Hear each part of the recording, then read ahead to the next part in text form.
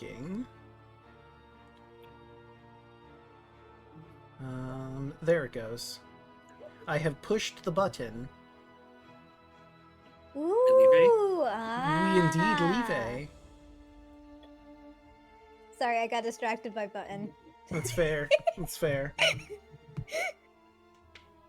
I'll put it in memes as well, but there's also another type of vampire called the Strigoi. I feel like I've heard of that one. It sounds familiar. More or less, they're more like, I guess the way to describe them, they're more like necromanced vampires. And they have very specific ways on how you defeat them. Like I know when you put a brick in their mouth, you cut off their hands and feet, and you bury them upside down.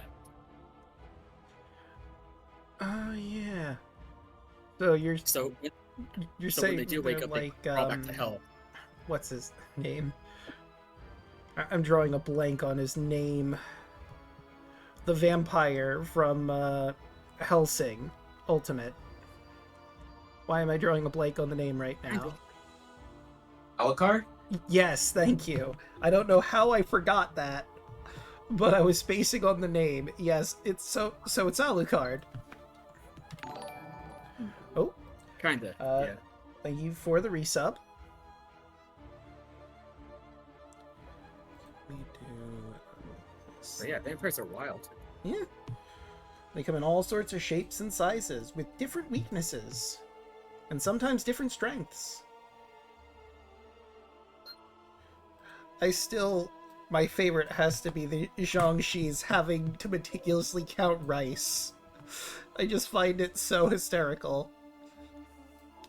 I'm going to eat your soul and oh god damn it, why did you dump all this rice here? Now I gotta... 1, 2, 3... Shit, I dropped it. No one move. Draco? Yes? Side note, when you get a chance, can you pass me the notes specifically for the character in Crooked Moon? Which character in Crooked Moon? My character. Oh, let's see. It's like, I forgot what we agreed upon for That's race right. and or... I'll need to find it again, but yeah, I can shoot that to you when I get an opportunity. I know it's been like a eon since we figured that out. It's been a hot minute. So that's a when you can. I remember you took the thread of duality for sure, because we have that like in the Discord already. Like I know the story that we created, but I forget the specifics of what the race is officially going to be, and also what class. I believe the character was going to be an Asimar, perhaps? That sounds correct, but again, I'd have to check the notes to be sure. Okay. I blessed you. Mythology that you can defeat. It's a little bit funny that you have this, you have your story, you have it all ready. You just cannot remember who your main character is. Yeah. No, like, I know what the main character is visually. I remember, like, because I'm using an old OC, but repurposing it for this campaign. This being Crooked Moon campaign. Yeah. For clarification. Yeah, not this campaign, the next campaign, the one after Obajima. No, I get it. But you know what I mean, right? Where it's just like there's specifics you just can't remember about it. Yeah. Because like, for me, I'm trying to force the character to work in this setting. I think it's a little difficult, which is why, if I remember correctly, the original character was like part angel, part devil or something like that. Yeah. That's how the original character was designed. Not another one of those. One of them early 2000s. No, one of my friends actually played one of those in one of our D&D games because I don't know how the fuck he did it. He was able to make a deal with the angel. It was able to be part celestial, and then made a deal with the devil. Got part devil, and he was a rogue, arcane trickster rogue, and he was busted as fuck. I'm gonna be right back. Be I did order some food, and it just got here. So feel free to keep chat entertained while I grab that. Yelling, someone has a bone to pick with you. Wait, what happened? Look at chat.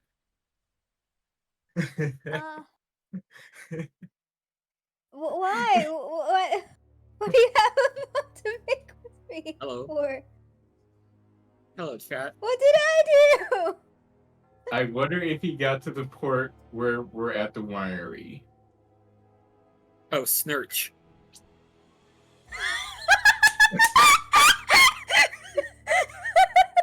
Oh my god. Have you not seen Snurch? This was me not like... They had been Snurch for 4 months.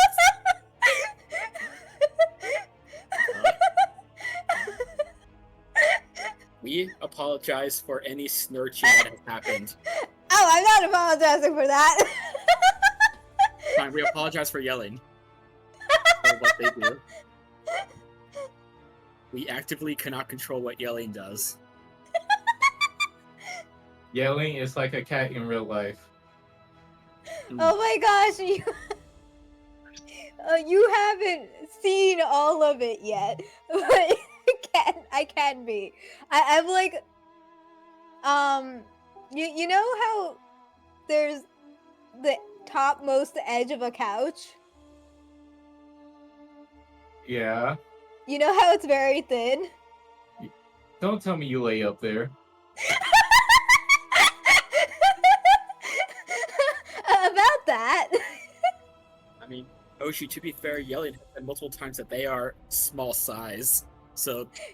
Yeah, but like, who in their right mind would be able to lay horizontally, like in the draw me like one of your French girls type? Apparently you. Oh, I can. My son can, but I always kick him off the couch when he does it. On that tiny little, like, not on the cushion, mind you. Yeah, on the heartbeat. That tiny little, okay. I am skinny. I can do it. I don't know if I'm necessarily skinny. I am tiny physically. I'm just short.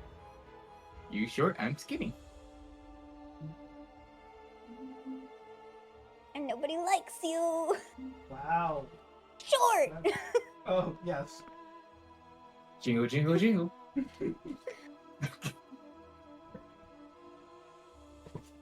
Draw me like one of your French cats.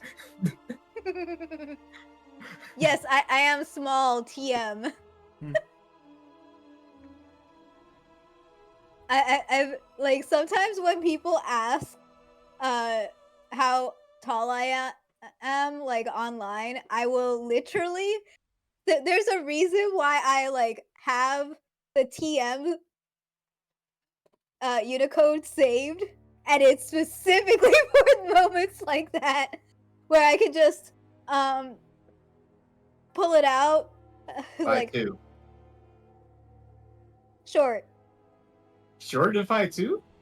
Shorter. Confirm shorter. Very small. Yeah. This is why I say I'm short TM. And there has been people who I've met up with at, like, events like the Creator Club's meetups. Especially the first one in New York City. They were surprised at how short I am. And I sometimes joke around on their streams, oh my gosh, you're so tall. You're like a giant. Because it also boosts their ego, because they're like, they're used to being the short person. And now I come along being shorter than them, making them feel tall for once. Is she like a Sour Patch Kid? I was gonna say you provide a service for small people by being a little smaller. Yes. Until a smaller person comes along. Yes. And then you get our at first for this week.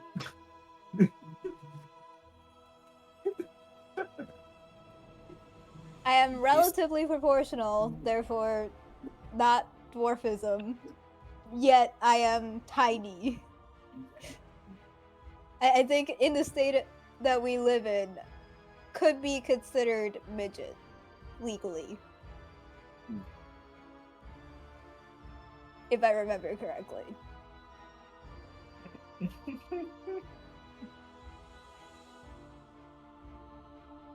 But with all of that said, who would like to do the recap? If everybody got inspiration, I can do it. I feel like Clover needs to do the recap just because there is some information that was amiss to a certain cat because he was asleep.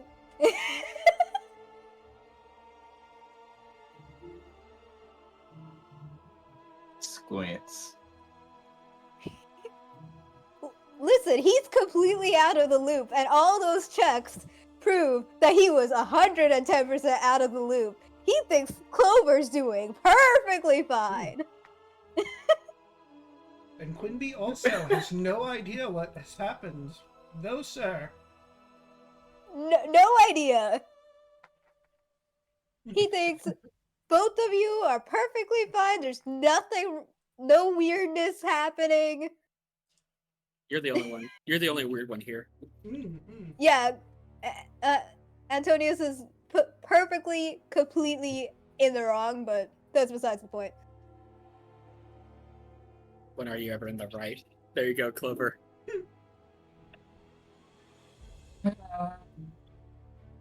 Well, what happened last time? We finally killed Camilla and the mages, the no mages. The party went up and looked through her lab. We found some chests with a ornate little crown jewelry shit in her fucking lab. They didn't want to take her potions and shit. But we had no way to transport it at the moment.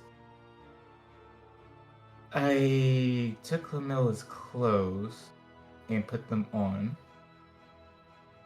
Antonius, for some godforsaken reason, collected her ashes. And by the time we went back down from the lab, Wolfie was coming up. I looked at Wolfie and I told him to jump. And him thinking I was Camilla, he did. And there was Goofy going bye-bye.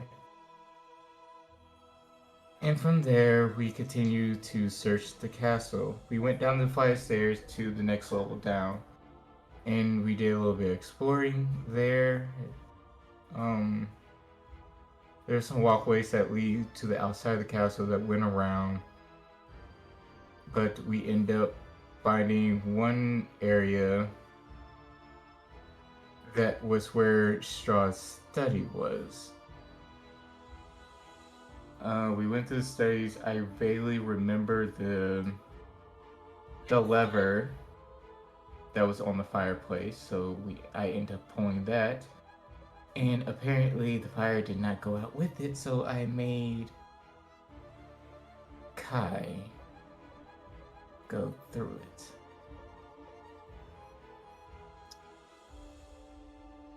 And then as a result, there's some chests back there that Kai opened up, and poison gas was in it. End up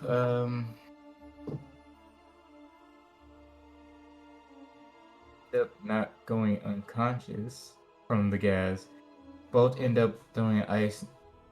I think it was both that threw the ice knife into the fire to put out the flames. Kai found another lever in there, pulled it, and opened up another secret passage to a room that was completely filled with cobwebs.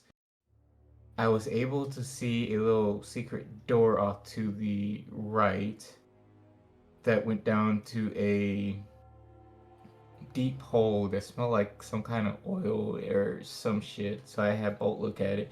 Apparently, it was a pulley system or a elevator or something, whatever those things are. But we continued to go through the room, and we end up finding another door at the end of the hallway. We opened the door, and there was a rope just dangling there. I walked up to it and looked up, and it was to a bell.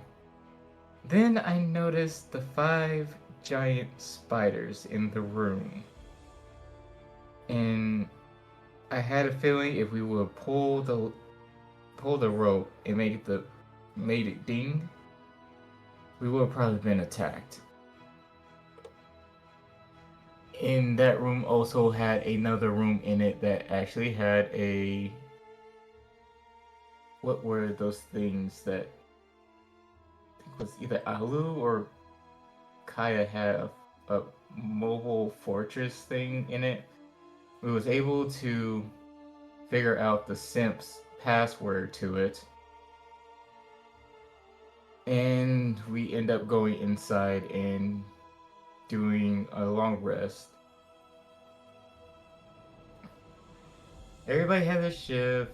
It was what Raul doing the first shift. I was doing first shift. Then me and Kai. We had a little conversation, but I'm not going to get into that at the moment.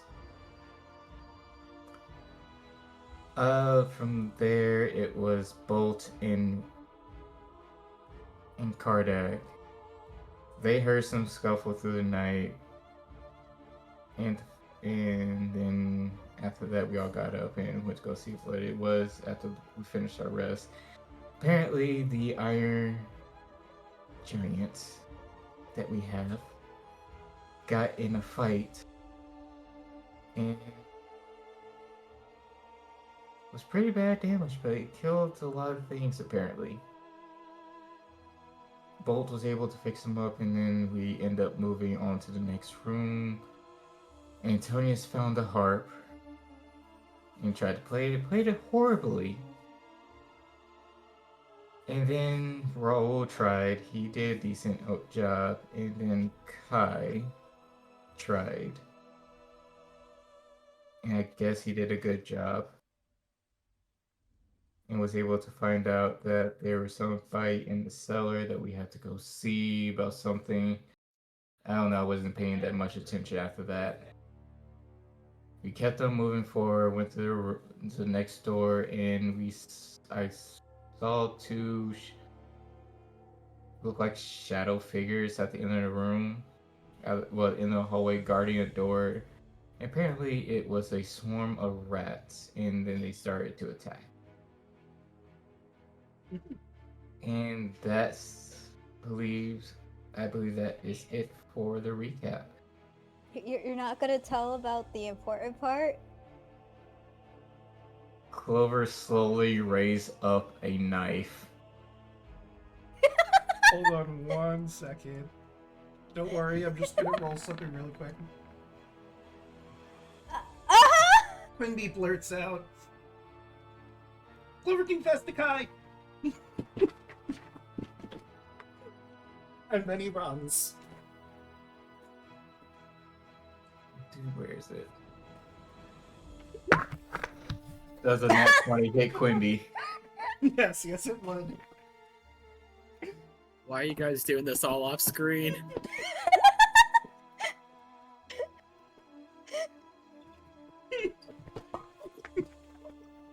So he takes 6 damage, noted. Hey, can you hear me now? Please. Yes, hello. Yes. Very, very faintly. It would help if I turned up my mic.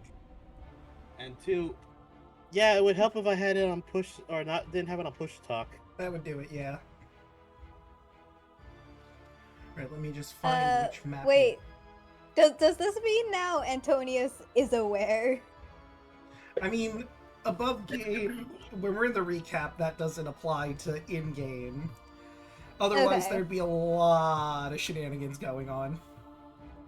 Mm-hmm. We have to stay in character. Oh, good. Roll20 still didn't figure out how to fix this nightmare. Love that. Oh my gosh. Oh no. Oh, you're talking about the thing that I totally don't know what you're talking about? He said in Kardec. Yes, Kardec. Okay. Quimby blurted it out. Yeah. Quimby just blurted it out. He blurted it out above game. Yeah, it didn't happen in-game, so it doesn't exist in story proper. So everyone who knows, knows. But now I still can't figure out how to fix this, so, unfortunate. Yeah, it's just pure black for me, by the by. Yeah, it's pure black for everyone. I'm mad I wasted that 20. Yeah. Yeah. They turn on daylight mode? No, nothing. Is it just this map? It is just this map, I'm pretty sure. Then let's kill these rats and move on to another floor, because apparently this floor is cursed in particular. Yeah. Well, I have one final thing to try, because when I do that, it reveals more of the map, kind of. If I refresh after turning off dynamic lighting, does that fix anything?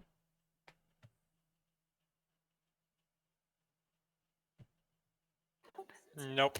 I still see black. Okay, yeah. The map is clear, but nothing else is. Wonderful. The memes are great. Reveal. I wonder if I did this. Again, how are you so fast? Oh my god, that did something! Okay, I now understand what is going on here. Somehow this entire map has been obscured with, like, darkness from the hide and reveal tool.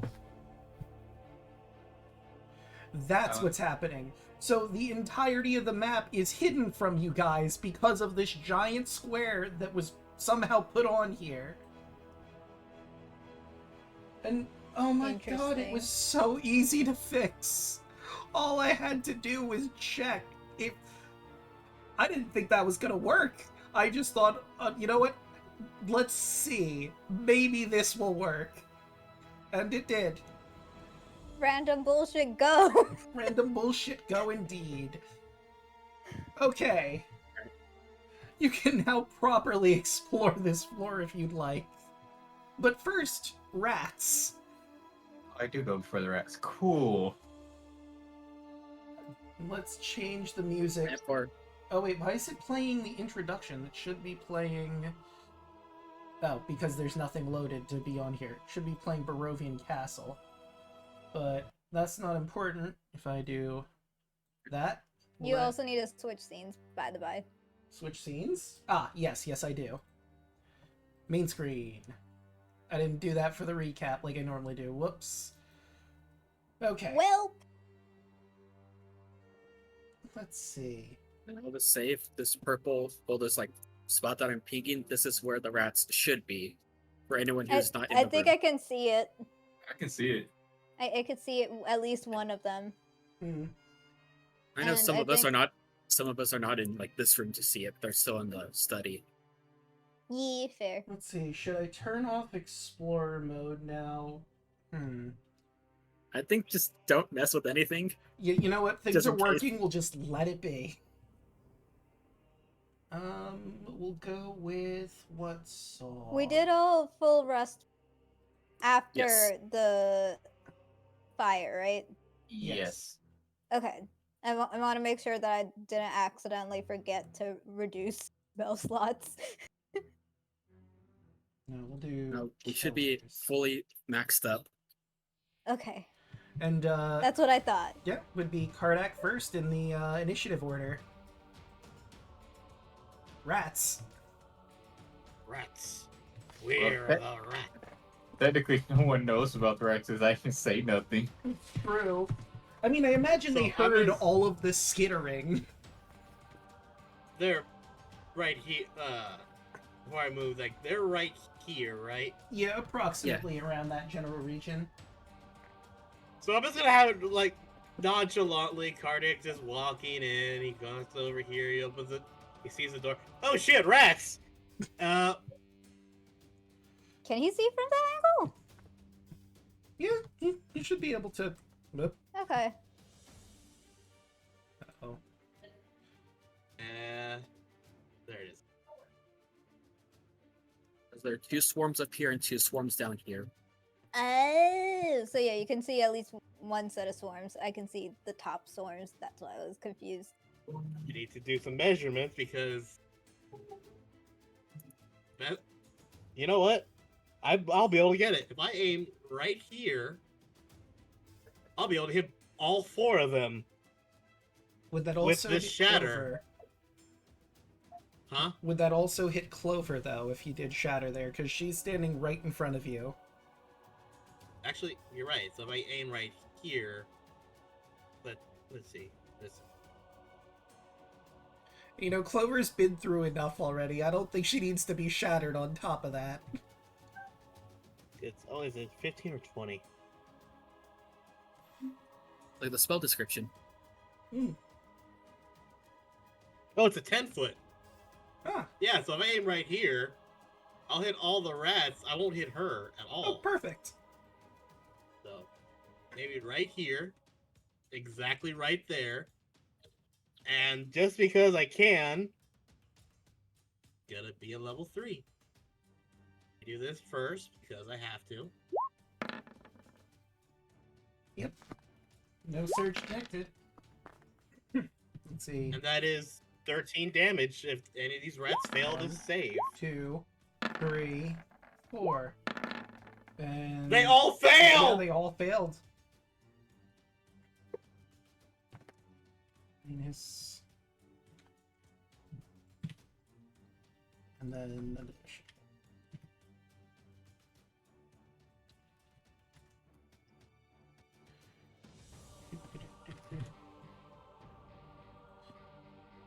So, for anyone who's still in the study, you hear Kardak shout about rats, and then there's an explosion of sound.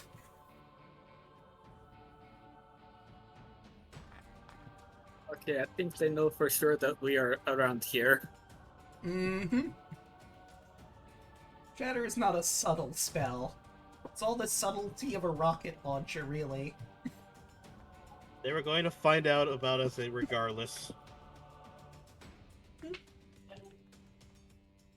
little bit of stealth would have been nice, but you know, it's fine. You do you.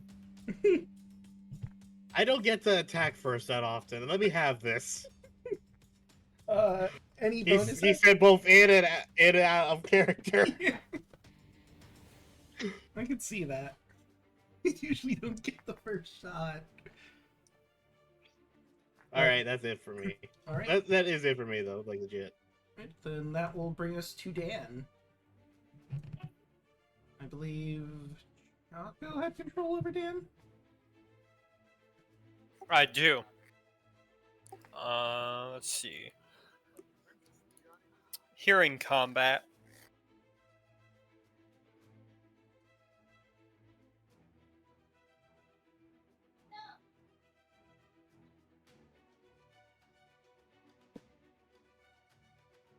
Let's see. What do you have?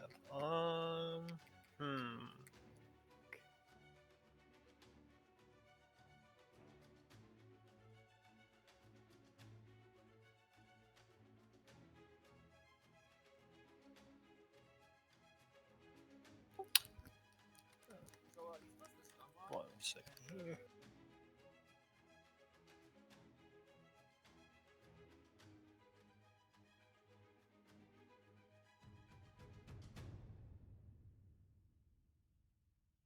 Dan's gonna walk right up here to the door.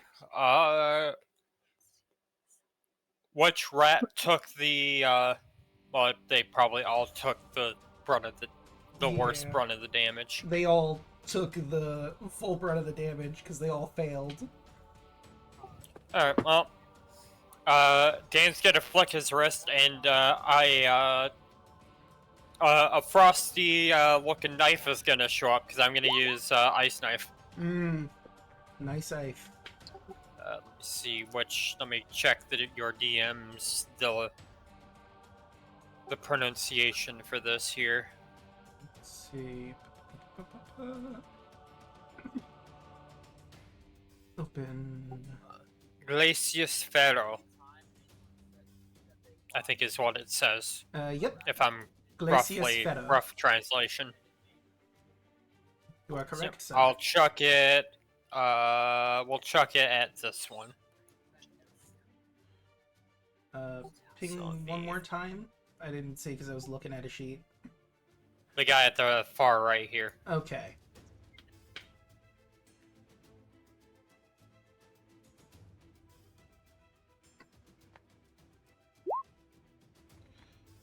$15. Yeah, 15 will hit.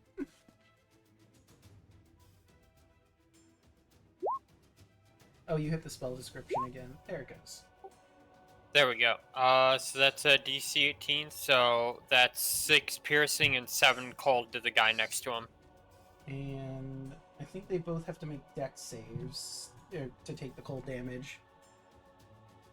Yes. So let's do those dex saves. I don't think they're gonna... Oh my god, the duality of rats. Natural 20 followed by a natural 1. I know Dan is higher than 16 spell save. It's 18. That's it. So, yeah, one rat made it. Do they take half on a success or just none? I don't remember. It looks like save or suck. Okay, so the rat that got hit did not take the cold. Rat Swarm 2, however, is looking real rough. This hallway must be a sight. Cracked stones with gore and viscera from popped rats from the shatter spell. Now there's ones that are like pierced by a giant knife of ice, some frosted over, some barely managing to shake that off.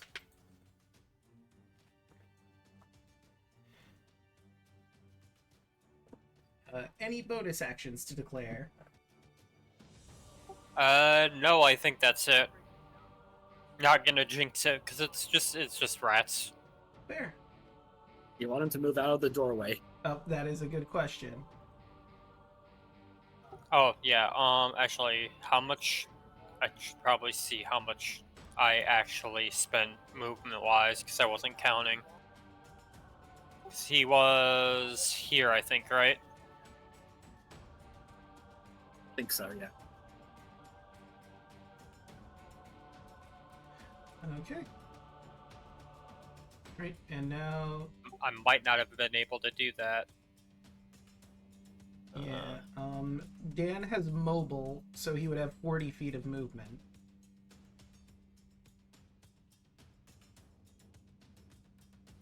That's more than most people usually have.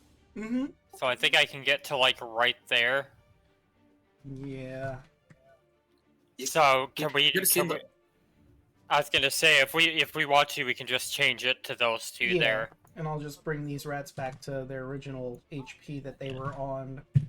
If you want to keep those rolls or redo it, it's up to you. We can keep the rolls. So it was... First one is...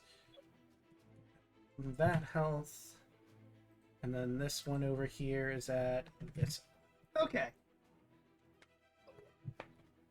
So that's it. And that'll bring us to Eastmark. Sometimes I forget Dan has mobile, but it suddenly occurred to me at that moment. I'm like, oh yeah, he's got mobile, so he could be running in and then running out without taking opportunity attacks as well. See, that was 30 feet, I think. I'll do it again just for safety's sake, but, yep, that's exactly 30 feet. Okay. Well, there is this rat swarm right by him. I say swarm, but now it's like 4 rats exactly. So, it's gonna swing at it.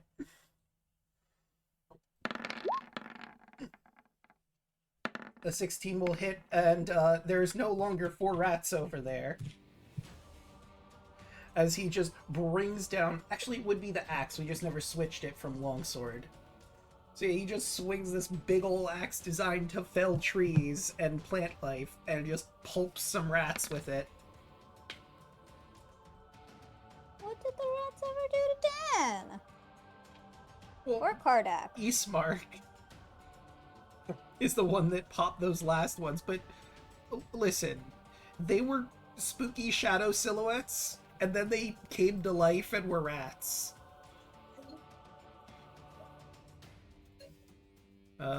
Ys can't really get far enough to do anything to any of these rats, but she's moved into the room. I guess I could have her dash. 30, 35, 40, 45, 50.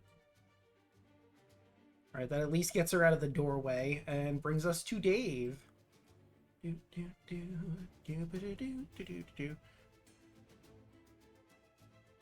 And he also can't really get into the room to do anything, so he's just gonna chill there. Aramis is too dang big. But he's gonna charge into the room. Antonius. Antonius will... there's so many people. There sure is.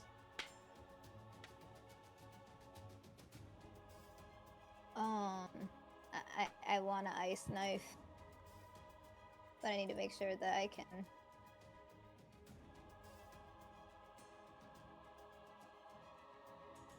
I mean, can you hit the ones that you can see from all the way over here, or is this one reposition?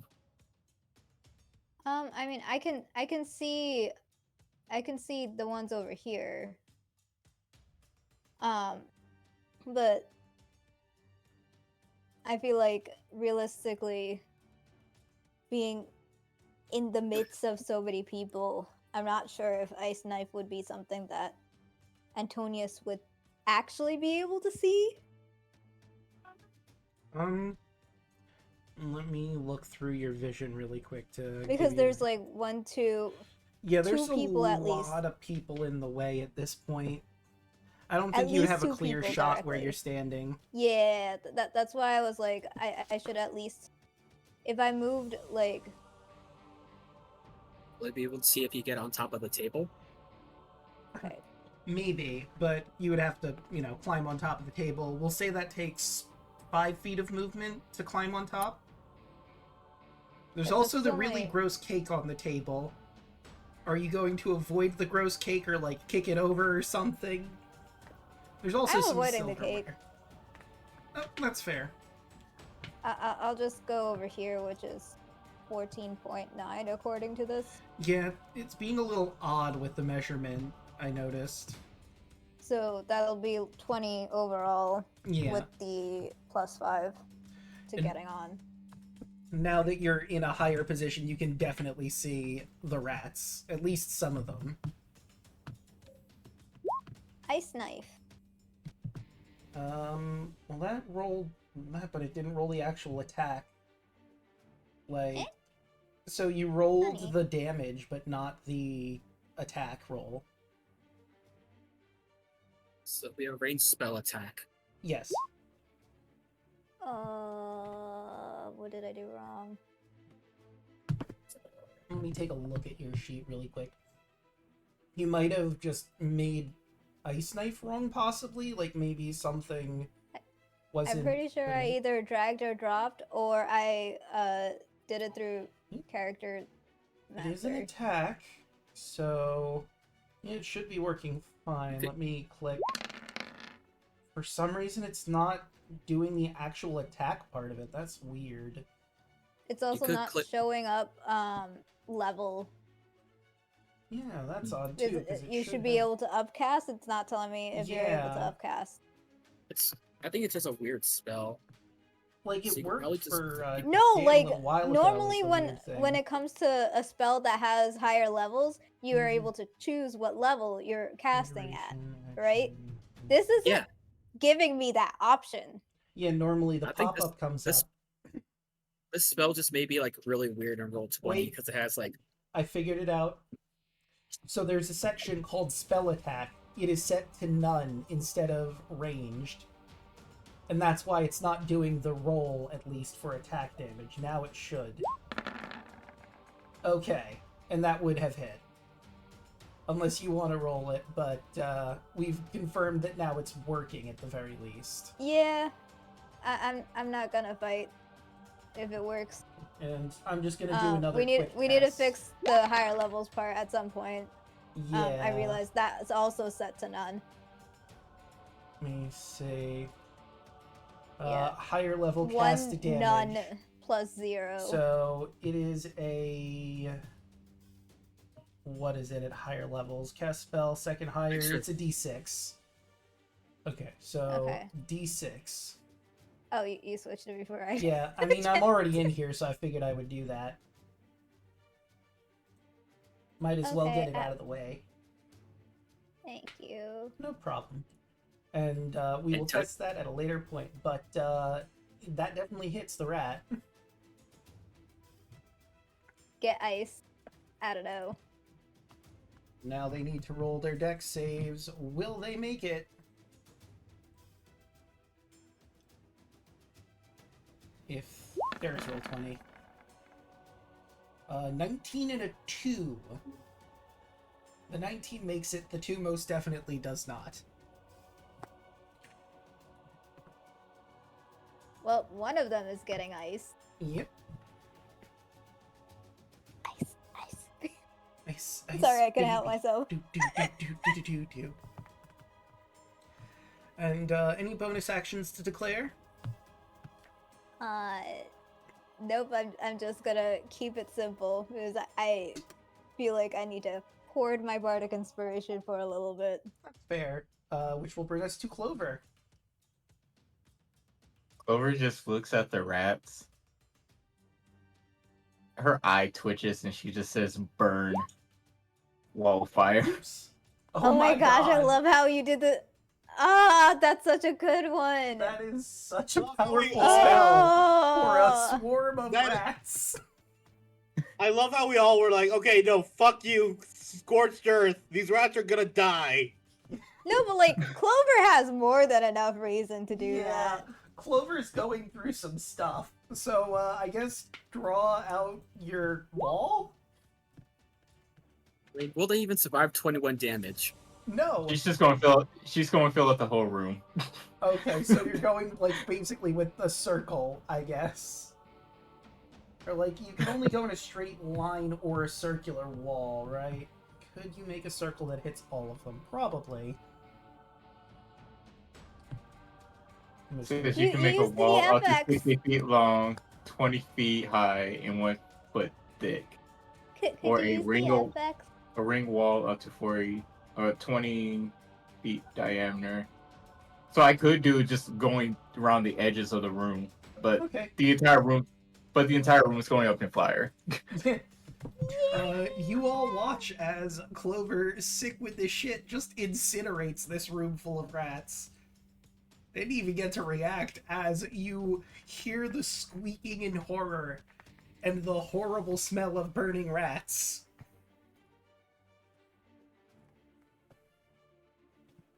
And for funsies, I will have them roll dex saves. They're not gonna survive either way, but this is just out of curiosity's sake. DC 18. One For the of them hill. would have made it, not that it matters. Minus 33 damage. That one had 5 health left. That was 21 damage. That sneak attack doesn't get applied. Oh. Yeah, that... I don't know why that's there. Let's... Okay. So it's just the 21. 21. And dead. And last, but certainly not least, the rats that managed to dodge out of the way, but it wasn't enough because the room is literally filled with fire. they don't take the full 21, they take half of that, which would give a grand total of 11 damage. Whoops, I did plus instead of minus. Well. Now you just need to minus it twice. Quick math. There we go. Dead. When the squeaking stops, she's just gonna drop it. Smoke billows out of the room after that condensed fire for a long while. But after some time passes, and the gross smell of burning fur and flesh washes over you, the room is empty. And Clover's just gonna walk in, go towards the door.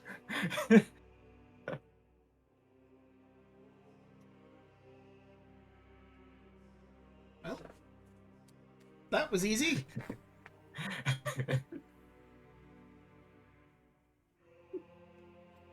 Bolt just walks in the door. Why do I smell fire and burning rat? Clover burned the rooms full of rats. Yeah, that's it exactly. Might be a bit of a waste of a spell, but I'm not one to judge. Clover looks over her shoulders. What was it, though? I don't think Dan actively got the insight from earlier, so he is clueless about what you're going through completely.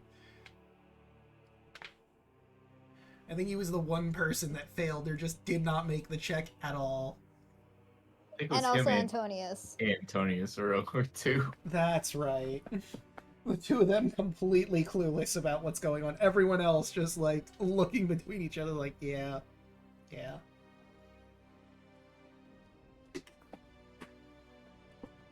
I guess we go down But the also, stairs. Kai doesn't know, does... Oh, that's true. Kai is also from in team not understanding Clover's mindset right now. Team so it's just us oblivious. three. Which is weird because, he should know. Yeah, he's known Clover for such a long time. Yep. Kai is going full anime protagonist. It's not his fault. Protagonist syndrome is real. It really is. If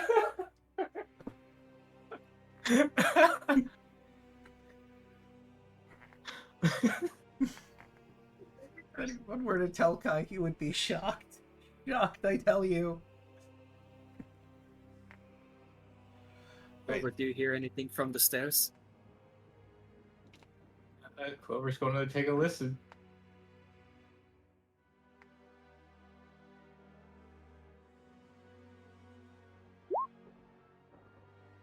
Nah, you don't hear anything. No, and she's just going to open up the door. And upon opening the door, you see a stairway. I was gonna say, Strahd's there. He's pissed off. You killed my rats. Those were my pet rats! I had names for each and every one of them! Hardball. But Bolt just yells out from the other side of the room. Was one of their names Tatiana? Oh my gosh! No! Bolt's the side, no! No way! You would No. not. They were not Tatiana. They were not Tatiana 1, 2, 3, 5. I was about to say that's the catch. They're all named Tatiana. We cannot you say would that. have Well, more that than can't one. be name true anymore. because we have Ludmila. Tatiana would be one of the rats, the most beautiful of them. And then he would come up with names for the others. But that would require Strahd actively acknowledging that Tatiana's beauty is equivalent to that of a rat. No, that the rat is the best of the rats, hence why I named that.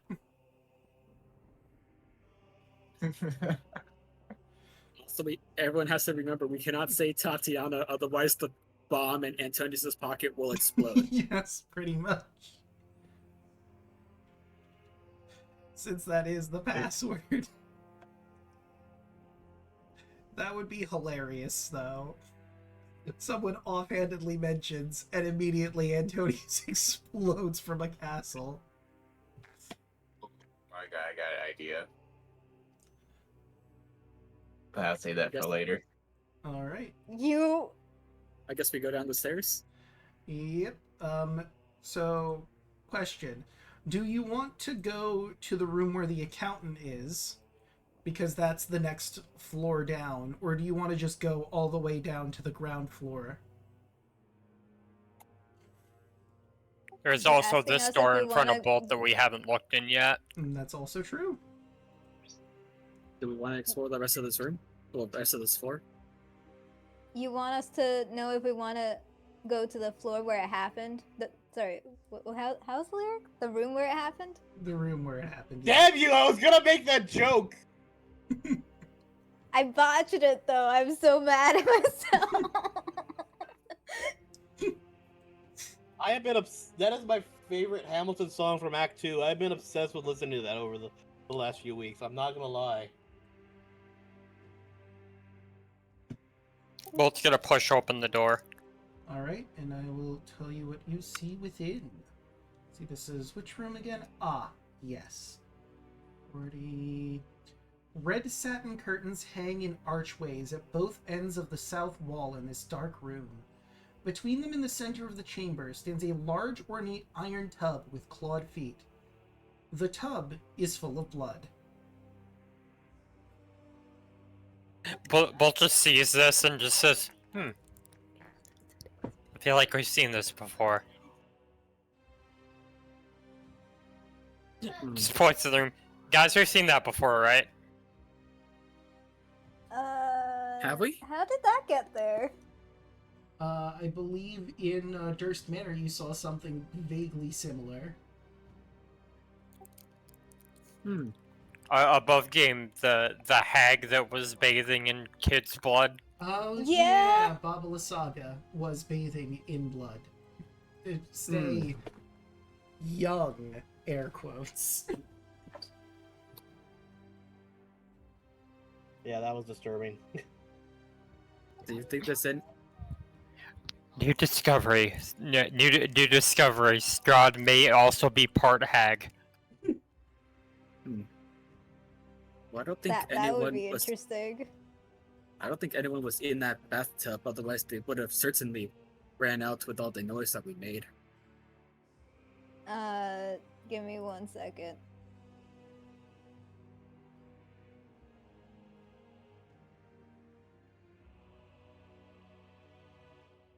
I'll follow in after Bolt. Alright. So, Bolt, what are you doing? Are you going to look into the tub or just move to the next door, or? He's not gonna look in it. He's gonna just kind of look around it if there's anything noticeable. Otherwise, he'll probably just keep going, check one of the other doors.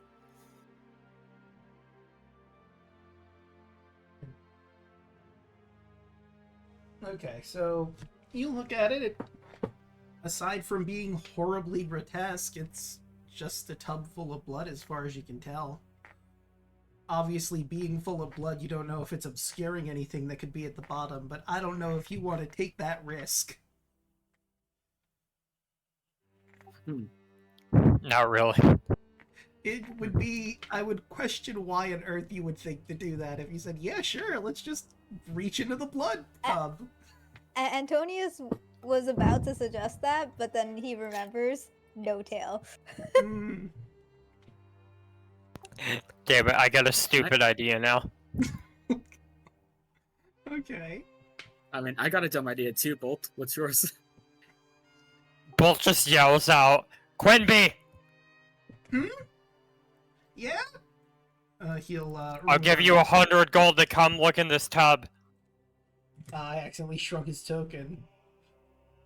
He'll look at you, Oh, no. look down at the tub, sure, and just stick his hand in. Man knows no fear. Let me know. And as soon as his hand touches the blood explodes upward in a geyser, and a blood-drenched creature, palish skin coated with this blood, dyeing it somewhat pink, attaches itself to the ceiling and starts cackling maniacally. Blood pours off its flesh and bony limbs, stringy hair as it scuttles away behind the curtain over this way. Bolt gives him the 100 gold. And he gladly takes it. Worth Easiest it. 100 gold I ever made. Jesus fuck, what was that thing? Oh, I have no idea. Draco, What can type I of have swung roll at would it instead of it running be? away? I'm sorry, two people were talking. What did you say? Could you... I think Yelling was asking what kind of roll it was going to be, and I asked if I could take a swing at it. Yeah, no, I would allow you to take a swing at it. What type of roll would it be to identify it? Arcana makes the most sense. Bolt will also double check. Okay. Well, roll with a 26. Barovia's full of horrifying illusions. It would make sense there'd be some in Strahd's castle proper. That wasn't a real creature that exploded out of there, cackled at you, and climbed on the ceiling in a horrifying, grudge-esque fashion. It's just an illusion. Raoul, about to pull out the sun sword, was like, oh, that was just an illusion. And upon that revelation, the blood that was in the tub fades. As if it was never there in the first place.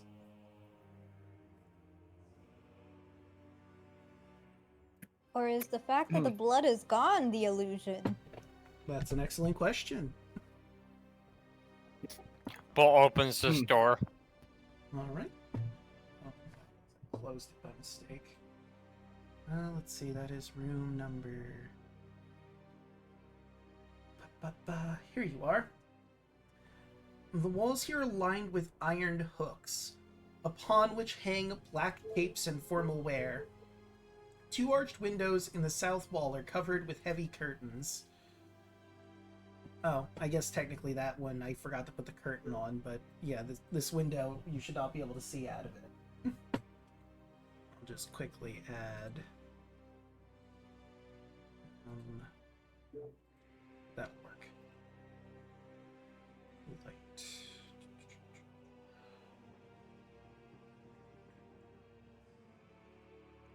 Now it looks like a door that I used, but it is the curtain. Actually, wait, I could have just made it a line. What am I doing? Okay. And I also need to fix the window.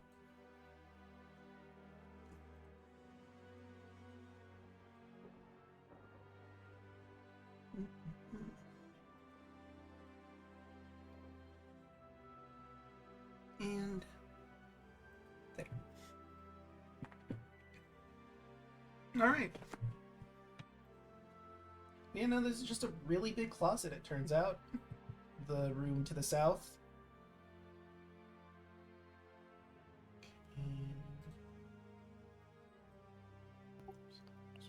I guess if there's nothing in there, I'll just open up this next door here. Okay.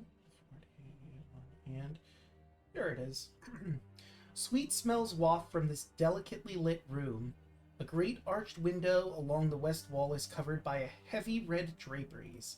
Their golden tassels glint in the light of three candelabras, sitting atop a small table about the room. Tall white candles burn with bright, steady light. A large bed canopied by silk curtains sits with its headboard against the north wall. Carved into the headboard with great skill is a large Z. Lying amid the velvet and satin sheets and bedclothes is a young woman in a nightgown. One of her dainty slippers has fallen to the floor at the bed's foot.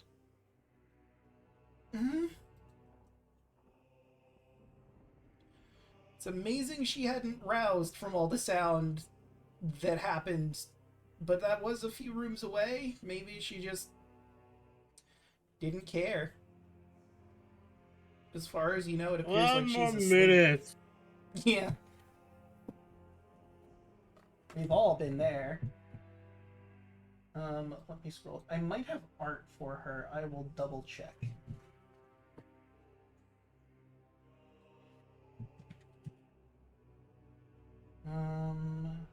Lay your hand out. Ah, yes. This girl is sleeping in the bed in a nightgown. Hmm.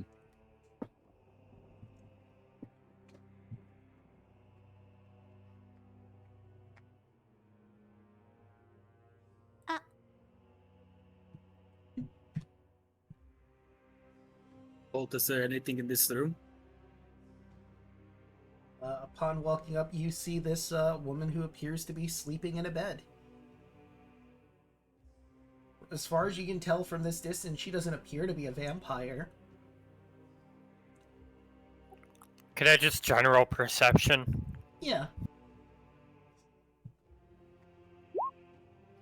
23. She's human. She doesn't have the fangs. I mean, obviously being asleep, you can't exactly see her mouth, but you'd feel like the fangs would be noticeable every so often she tosses in her sleep. Bolt just looks at Raoul. Well, she's not a vampire, I can see that much. Probably just some maid servant or something. Honestly, this is a really nice room for a maid servant. Just throwing that out there.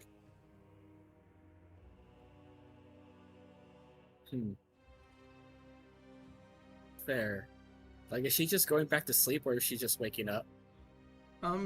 It seems she hasn't woken up yet. Again, really surprising considering all the noise around her general vicinity, but these doors are pretty thick. Maybe she just didn't hear.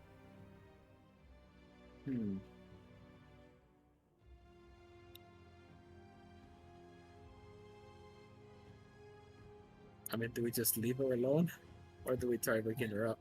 I was gonna defer to you. Do we wake her up or do we just keep moving? I mean, she might know some things about the castle. Yeah, but at the same time, would you want to be woken up when you're sleeping? Oh, I sure as shall don't. I mean, if we wake her up, we can at least tell her just stay in the room, just in case.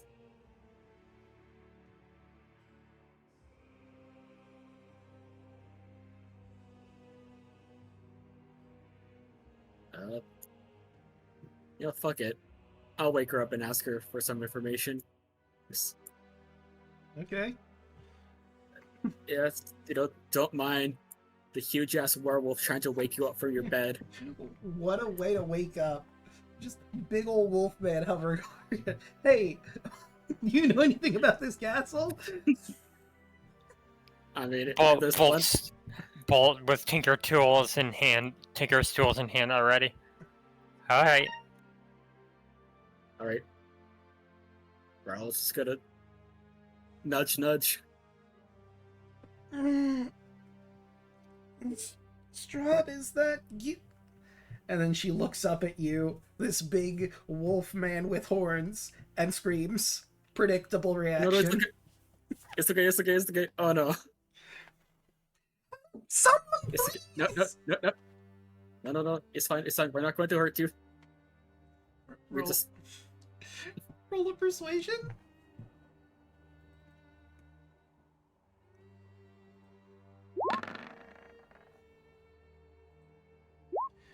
No. Yeah, she doesn't believe you at all. She immediately, jumps out of bed and tries to make a break for it out of this room. Oh no. Can I have Bolt respond? Yeah, what do you say?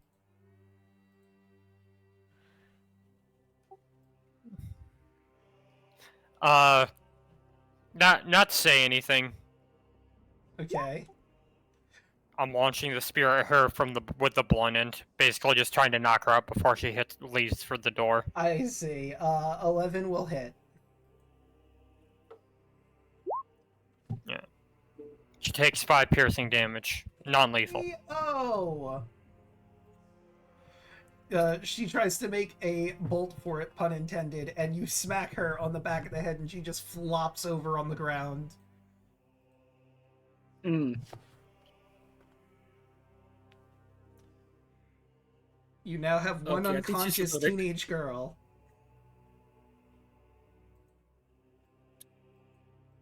You know, I think she's a normal person. Yeah, probably. What is she doing here then? I have no clue. Maybe we can ask. Maybe someone else can ask her. But I'm just gonna do this. Raoul pulls a syringe out of his pack. Give her a little bit of adrenaline so she doesn't die. It was a non-lethal It hit. was She's not non-lethal. dying. He didn't. I try mean, to still kill just someone her. at 0. Okay. Oh. I mean, well, she has adrenaline in her now. She's just passed out and She's passed out and On jitters a adrenaline. little bit. do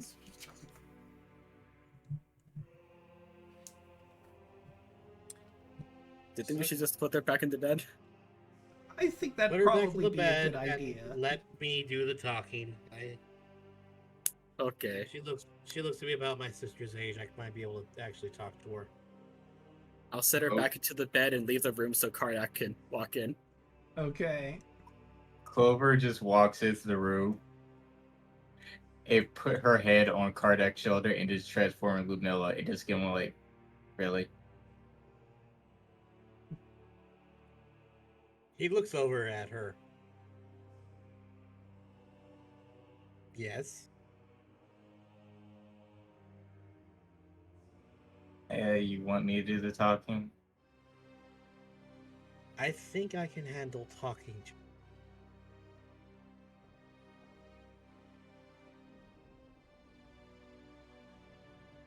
Okay. Maybe a familiar face will help her. And Clover's just gonna stay in the room with them as Lunilla. Okay. I could easily make this really awkward for her right now. Okay. Because he does know.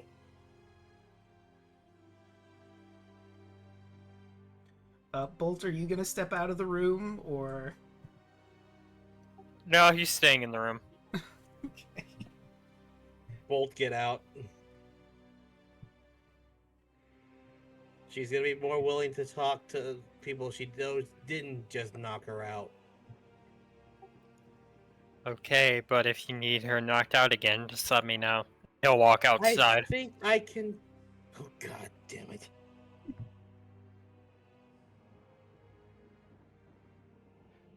So, not that anyone really needs it, but I'm gonna say you basically get a short rest because it takes her a while to come back to consciousness. Hooray. I'm just gonna do a quick roll because, you know, you're just sort of chilling for a bit.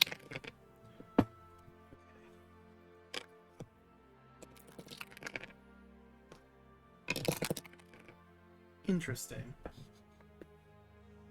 Okay. Eventually, she does seem to stir and, yep. My head. What happened? Easy, easy. Apologies. Whew. Some of my. Let's start this. Let's start this properly. Name is Kardak. He looks. Is Clover in her normal form, or she's changed to someone else? She's Ludmilla, I believe she said she was going to be. Yep, she just has the resting bitch face at the moment. And did you close the door behind you, or is it wide open for the rest of the party to be seen? Door's closed because I'm like, I don't want her to see Bolt and get scared. Fair. Oh, hello, my name is Gertruda.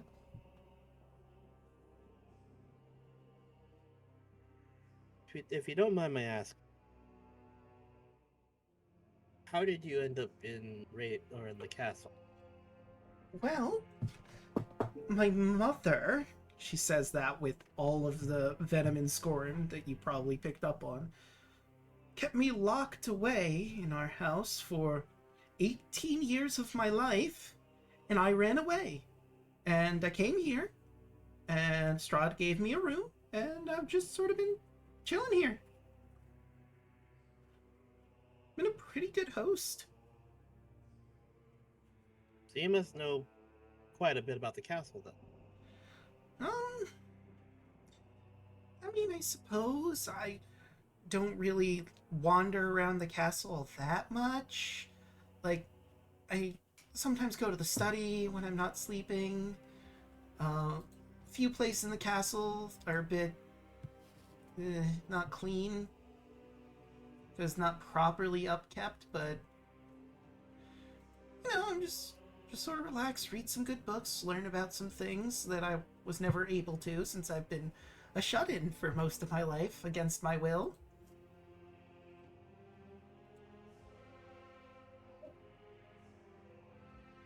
We can above game because I had a brain fart. What room am I trying to get her to tell me where it is if I can find?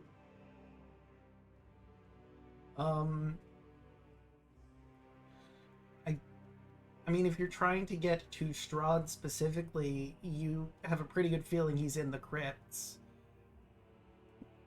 But it's unclear if she would know where the crypts are, given she doesn't travel too much around the castle. She probably has no reason to go to the crypts.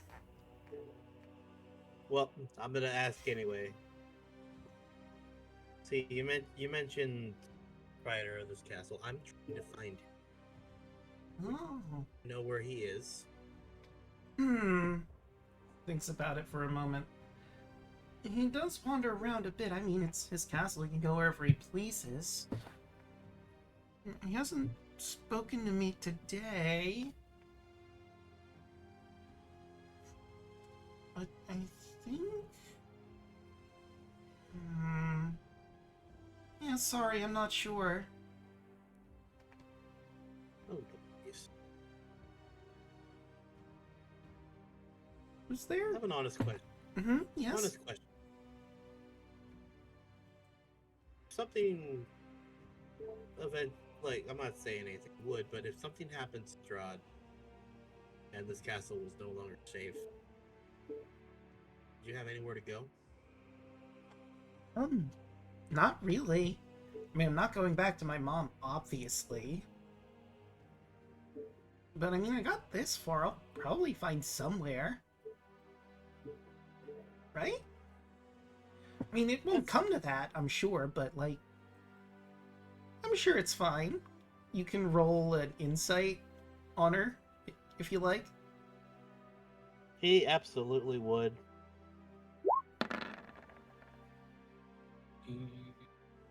Dang it. Karnak, she's probably fine. I mean, she managed to wander in Barovia and get here without too much problem. Clover, like she said before, she's a shut-in. She has no experience with people in the world at all. And because of that, she's probably very easy to deceive and manipulate. She's about 18 years old. And outside of her mom and Strahd, I suppose, and the people at the castle, she hasn't really conversed with a lot of people.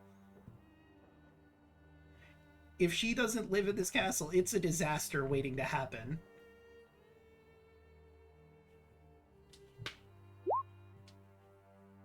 Clover will whisper all of that to Karnak.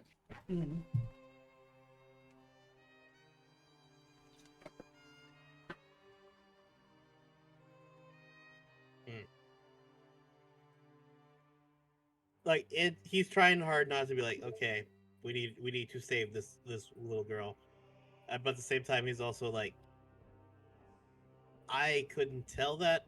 She seems to know what she's doing to a point, but let's see if she would go for this anyway. Well, if you've made it this far, I'm sure you're really good at what you do. But I will offer you this. If that point ever comes and you need a place to stay outside of Barovia General,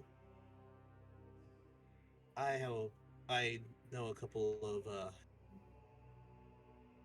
I know a traveling guild that would definitely be able to.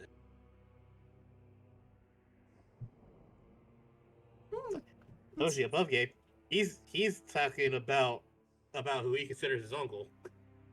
Oh, it's that? Yep.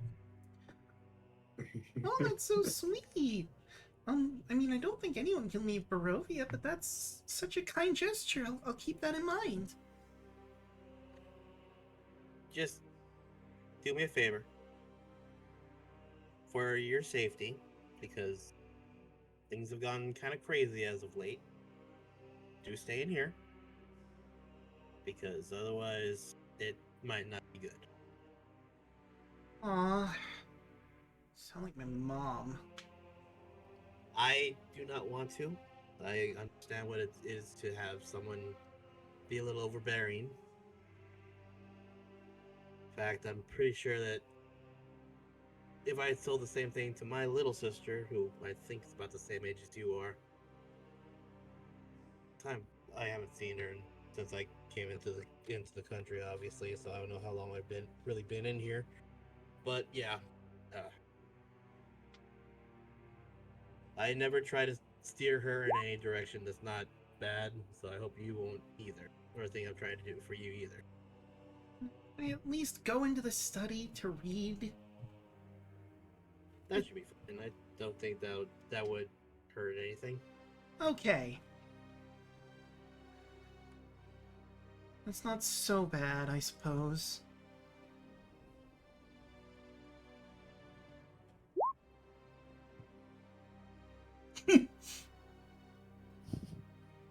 Let me move this so chat can see the text that was just dropped in.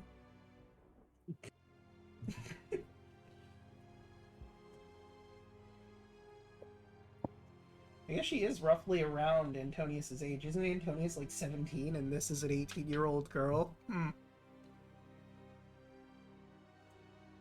What are you implying? Oh, nothing, just something I recognized.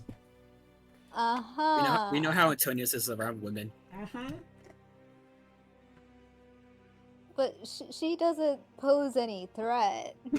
Ah, I see. Antonius is only attracted to women that can kick his ass. Got it. Did you not see the meme that I sent like a while ago? No, I didn't.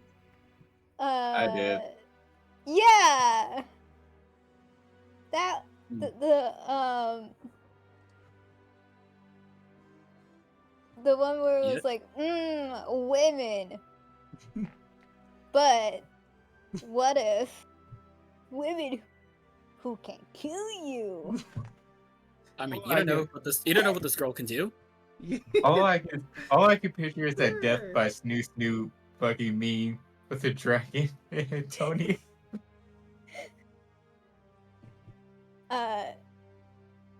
Draco would be into that. I mean, what? Anyway. I love you, Draco. I love you too.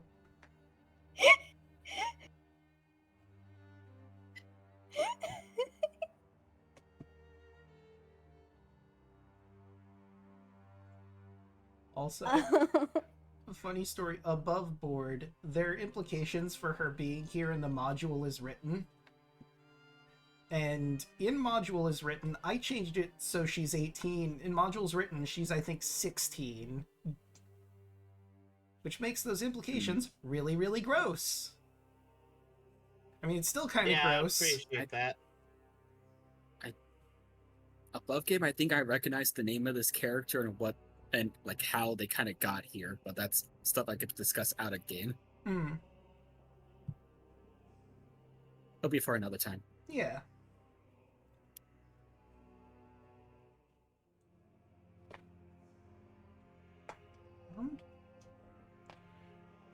I guess if that's everything, guess I'm gonna go back to sleep for a little bit. Since I've been here, I've sort of shifted to a more nocturnal sort of lifestyle. I feel that would happen, especially considering you can't really see the sun here. Yeah. Truth be told, but if I ever get out of here, I probably would be one myself.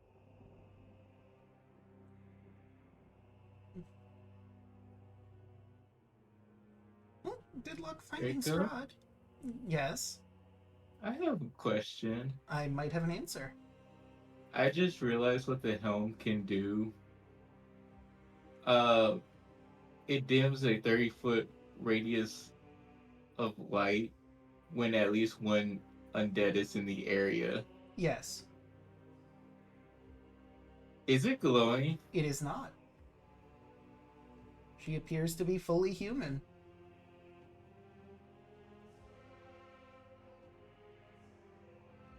Thankfully, I don't think it's her time yet.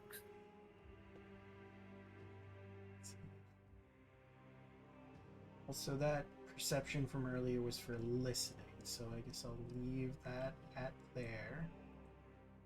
I suppose if you wanted to, since Ludmilla Clover isn't really talking, you could look around the room as well. If you wanted to.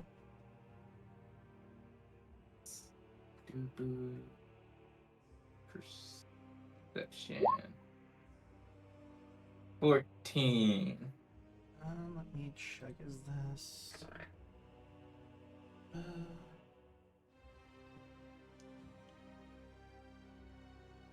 where is... Huh, that's odd that it doesn't have a DC, so I'll just say you do see it. You notice that there is a wall next to Gertruda's bed, specifically like right here, that has some creases in it. It looks like a secret door.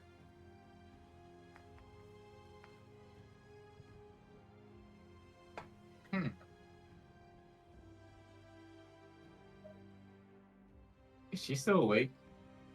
I mean, you're still in the room, so unless you guys are, you know, gonna be leaving soon, she'll stay awake until you're gone. Because it'd be rude to just sort of sleep in front of you.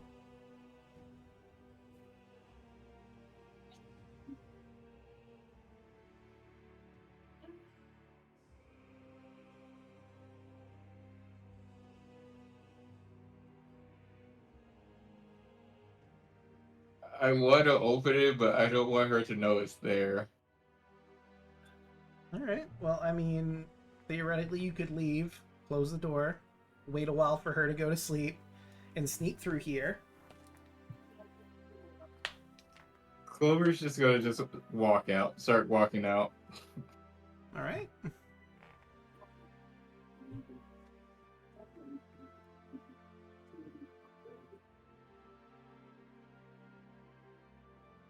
You eat through the door.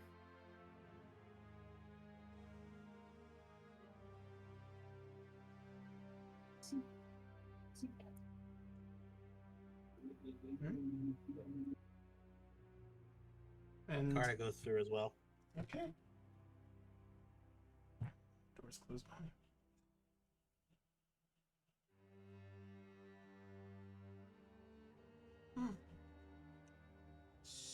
So now what?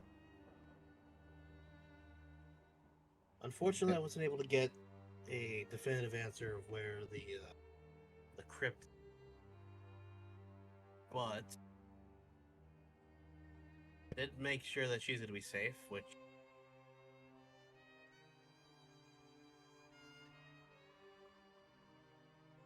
I'm gonna give this to anyone who wants to roll it. Feel free to do a history check.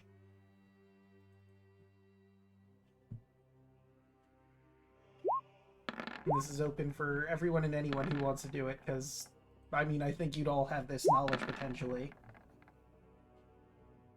17. Alright, so Kardec, Clover, Raoul. Typically speaking, oh, and Antonius as well.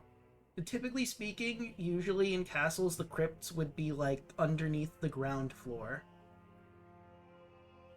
It's usually how castles are built. You build the foundations, you build the crypts possibly for the family when they do pass on, and then you build the rest of the castle on top of that.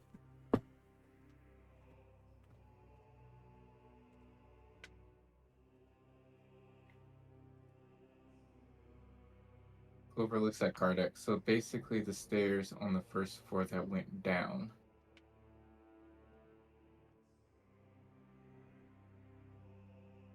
Do we want to? He looks at everyone. I'll follow your lead. There's still some areas we haven't uncovered on the ground floor. I don't know if we want to... Well, how much exactly we want to explore around Ravenloft. We could still possibly find things, but that's more time spent in the castle. I'll, of course, defer to all of you.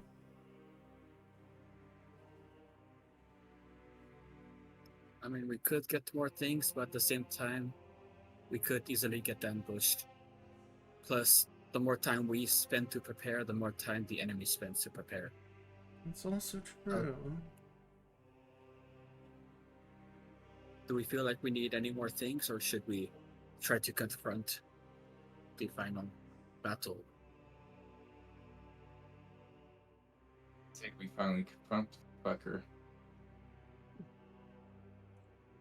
Oh, didn't you also have something you need to look for in the castle? I suppose we could do that after everything is said and done. Isn't there like a construct or something you were looking for? The one for Blinsky.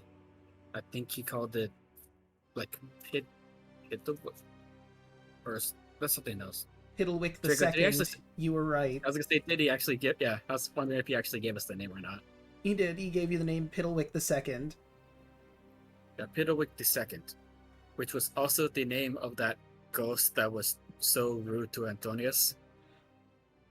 Didn't the ghost say that he was pushed down some stairs by a construct? Or something to that effect? I believe so, but the ghost didn't come back, so we can't really ask where he died at. Yeah. So there's potentially a murderous construct running around this castle somewhere. Good to know. So we all have to be careful when walking down some stairs. Hmm. And there are a lot of stairs to go down. There really are.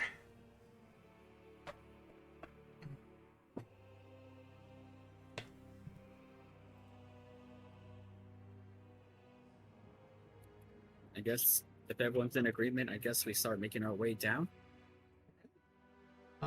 I will bring you to the ground floor map before you head all the way down. Just, I mean, I imagine you're going straight down, but this also lets me look to see where the stairs lead to exactly.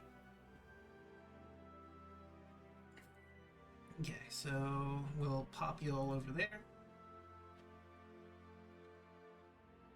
This is what you know of the castle so far. Oh, you should also technically have the room that's over here. Let me ping it again. The room over here is, the chapel. Mm-hmm. If that is of interest to anyone, it's over there. If not, you can continue down the stairs. I'm kind of curious of what's happening in the chapel. And also, there might be music. Actually, yeah, since it has been quite a bit of time, is there still music coming from this room? Actually, yes.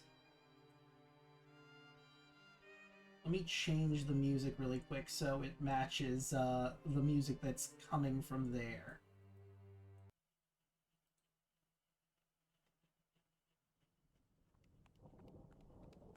There we go.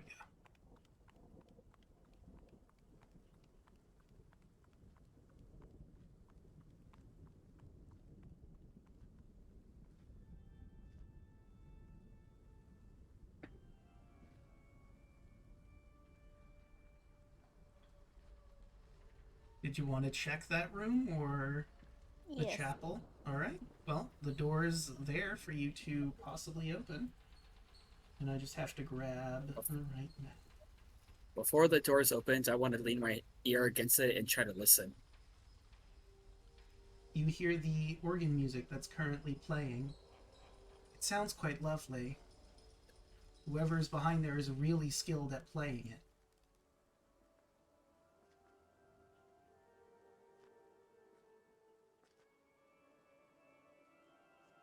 Organ music? Yes, organ music indeed. Let's see, I think I have a handout for this. I do. Hand on the sunblade just in case, but it's not drawn. And I guess I'll open the door. All right. I will read the description, but you open the door and you see this. Oh. Ooh. That is Oh, the... no. Hey, Oh look! my god! Oh my Guys- god, it's the Phantom of the Opera! Guys, I think he was here the whole time. 3 enormous crystal chandeliers brilliantly illuminate this magnificent chamber.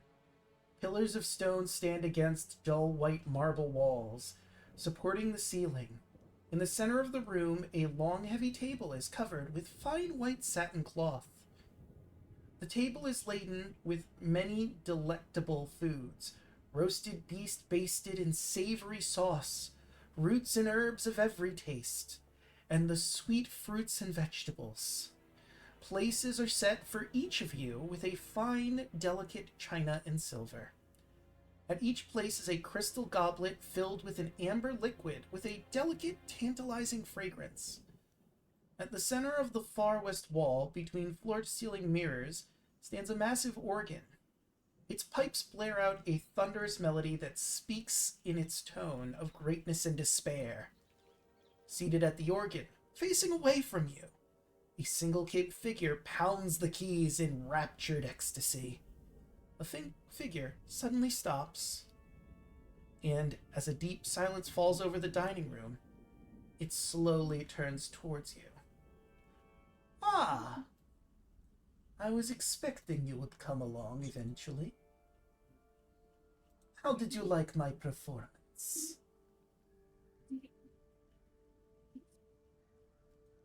You should have first. It was lovely. Antonius knows what a good performance is. How would he rate it? Like, he is a master with this instrument. Like, he played it absolutely spectacularly. Okay, Antonius wants lessons. Screw the party. Antonius wants lessons. Is that a Wow. goddamn table in the room? It is indeed a table in the room with all sorts of food and drink by it. I'm going to unsheath the sun sword and walk in. All right. You would what is the radius on that again? Just for point of order.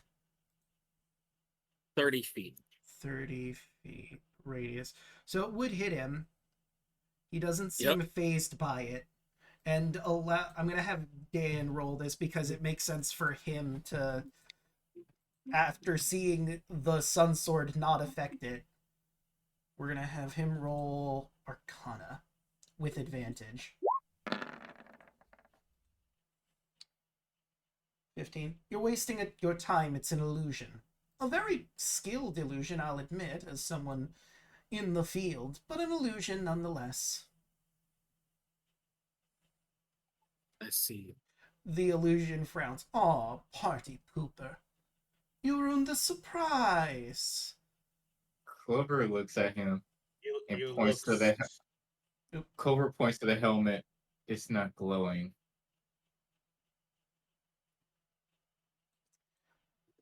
Oh, I guess well. that would be true. Before I fade, are there any questions you'd like to ask me? Wait, this is an illusion. It is. Do you yes. have any final?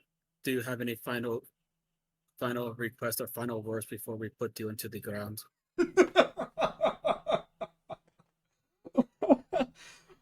We'll see who puts who in the ground, I suppose. Antonius is like, please tell me how you played this organ before we do that. Well, you would have to turn against the party for that, I suppose. In character, can Karnak just thump Antonius in the back of the head? Oh, absolutely, you can. You're in range. I could see it. But at that question and that laugh, he begins to fade, as do all of the lights. Not just in this room, but every room around you. The lights go out. And there's this quiet around you. Some of you, of course, do have light sources still. I turn on dancing lights. All right. Before you do that, I had stuff that I was going to do. Oh. When the lights go out.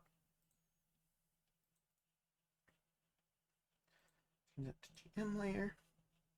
Wait, did I put this on the GM layer by mistake? Yep, accidentally put that on the GM's layer. Whoops.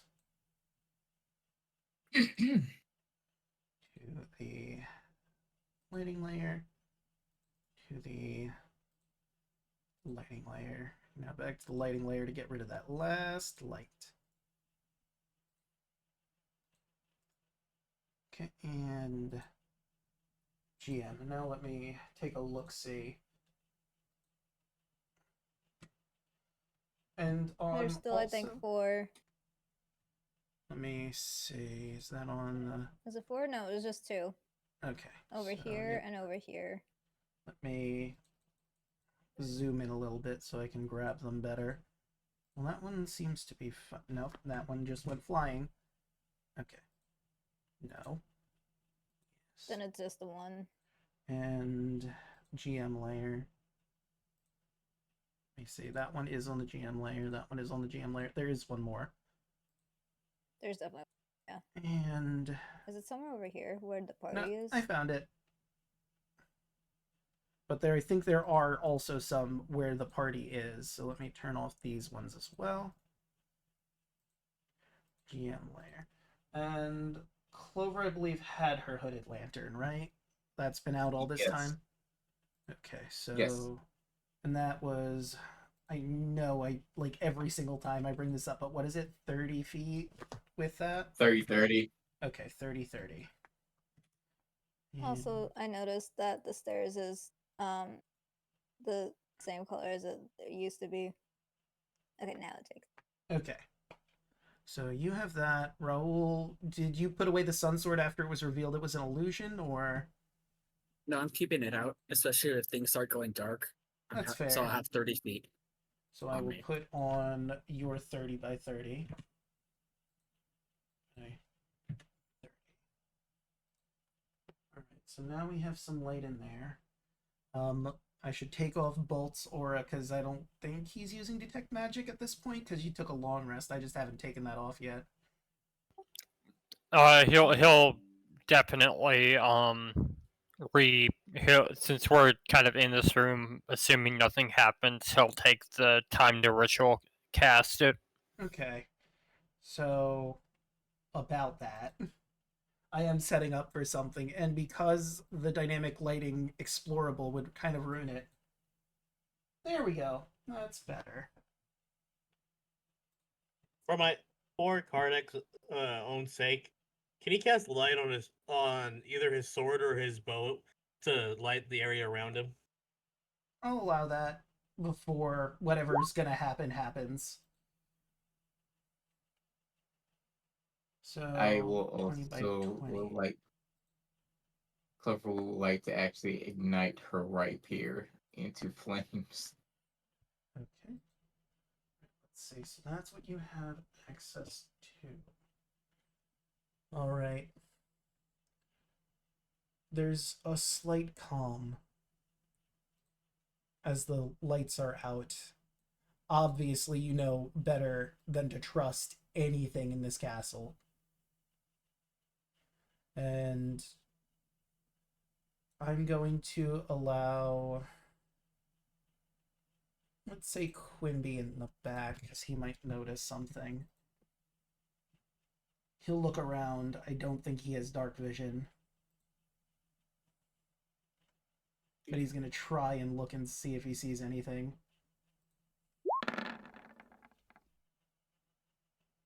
Not enough. Quimby does not have dark vision. You try to keep your wits about you, and you hear a noise behind you. And as Eastmark, Dave, Dan, and Kardak spin around, you see in the darkness, just seemingly appearing out of nowhere from it, a vampire with her blade. Well, we'll see if she actually hits first and foremost, because Quimby was the target, because he was the furthest back. He's just getting strays. Is the assassin? You are correct. That is a 15, which I believe does hit Quimby. He's not the tank. Oh, yeah, no, he's not the tankiest. Plus 12. He's going to take 6 slashing damage as she strikes the back of him, and you hear him scream. And it seems she's not alone, as fading from the floor to the surface, you see some shadowy figures appear as well. And it is time to roll initiative. Let's see, what music do I want for her? I could do Blooming Villain for her. I think that would fit. I'd also go with something more related to the Heartless. Or the Of course, Quimby. Let's go Blooming Villain. I like Blooming Villain for this fight. There's still some I need to reveal.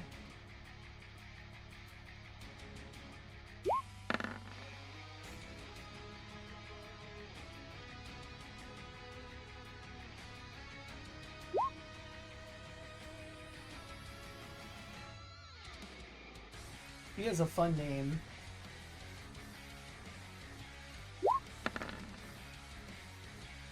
She got a 17.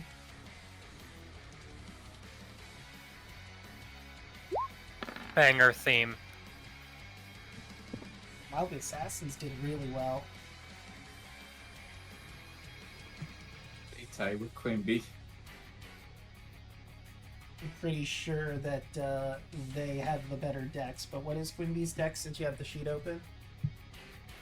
You broke out a little bit. What was it? 2. Yeah, they beat It's a it. 2. They beat it, so they will go first. I also want to move them around a little bit. They're going to be like right there. I'll say not all of them are coming from that direction. We'll have a couple down here.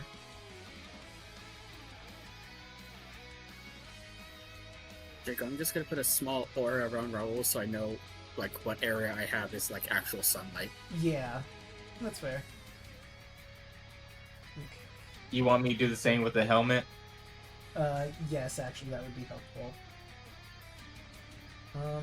Is your helmet sunlight or is it just regular light? So it says as long as it has 1 diamond, the helmet emits dim light in a 30-foot radius when at least 1 undead is in the area. Any undead that starts its turn in the area takes 1d6 radiant damage. Alright then. And I'm sorry, what was the radius on that again? 30 I think foot? it was 30. Yes. Okay, and I will do this so everyone can see it. Yours is white, I made it. Oh. Well, I did make it white, but it switched back to yellow. No, the yellow one's mine. Well, there's 2 yellow, which is why I was switching yours to white to make it easier to see. I have a yellow light, but I'll change it to a different color. Okay. Because I think we've got like 3 different yellow auras stacked on top of each other at the moment. That is correct. It's my aura. I'll do white. Okay. Oh yeah, I do have the other aura. Right, who needs to be rolled still? Also, if you can, dancing lights of blue. I think if it's just blue, it'll be easier. I mean, I guess technically you would have had the time to do it. I would just need you to let me know where the lights would be. Also, point of order, Valenta here got a 22 for her stealth roll. Ooh. And all the assassins got 19, but there was light, so they couldn't properly get any of you. That's cute. I can do better. Let's see. Where are my dynamic lights? There they are. Okay. So ping where you wanted the dancing lights? Maybe over here. So one there. And maybe one over here. One over there. Got it. That's it for now. Okay, just the 2 lights? Okay. Also, Yeah. I think I can make it determined by character settings. If I hit none. I'm making it so that you can move these lights on your own when you see fit. Give me just a second. Okay, you should have the ability to make sure control that I don't them. have it like clumped up again, because that time it was like really annoying. Who still needs to roll? Ys and Aramis. The Aramis is kind of blocked off with everyone standing where they are, and this being a very small room.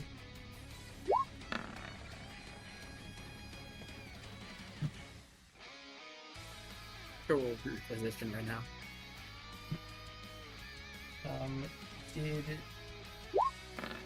I don't think I rolled for Dave. And we need to roll for Dan and Yugi, I believe, still. Ooh, Shield Guardian with the natural 20. Goddamn.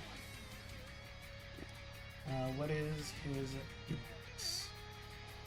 Can I adjust his stuff back? I did not. I need to fix his weapon attack, because I never fixed that. Okay, so let's see... I think it was a +7 to his attack? I Or was it rolled plus for 11? Dan. That's an 8. Okay. Let me look up Shield Guardian really quick.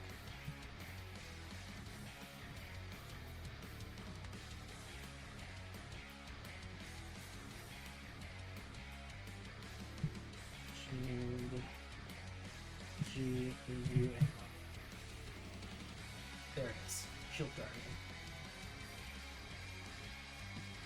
And your physical attack...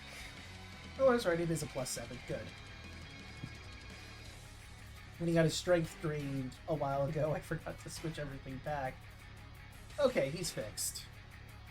Okay, so Dan has an 8. Let's roll Yuki.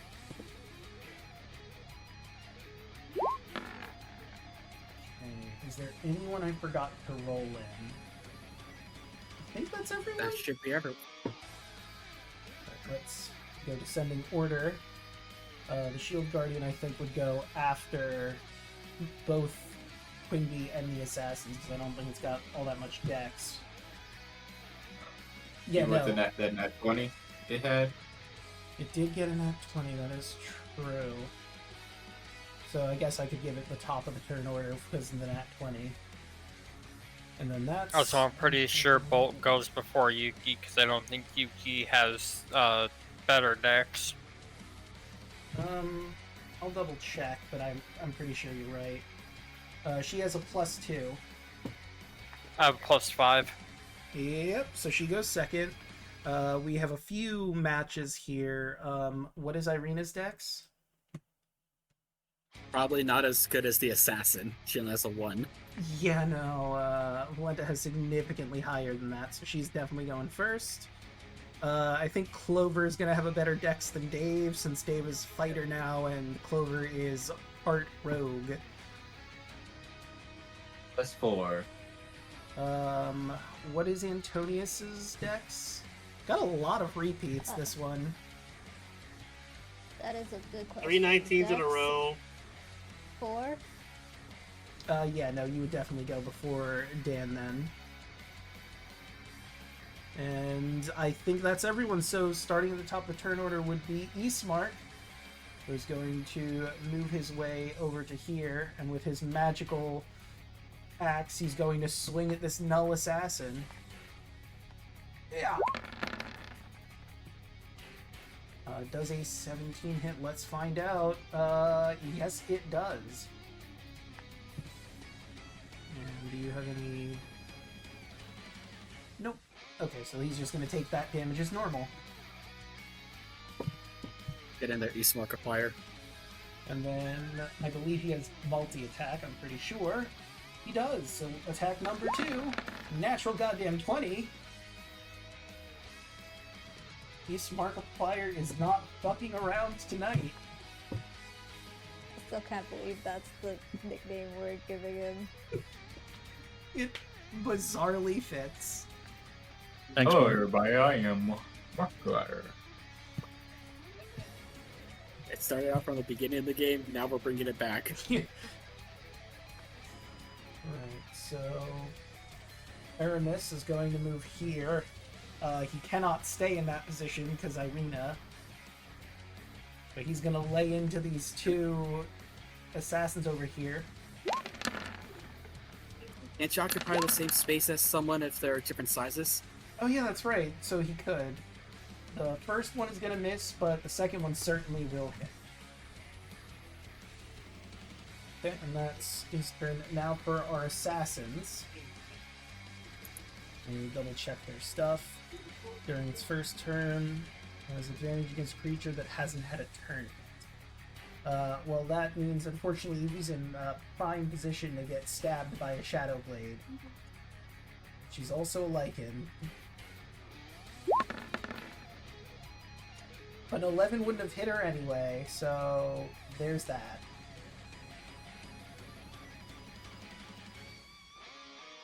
The Null Assassin would know better over there, so he's going to move forward. And both of them are going to strike at Dan, because he hasn't gone yet.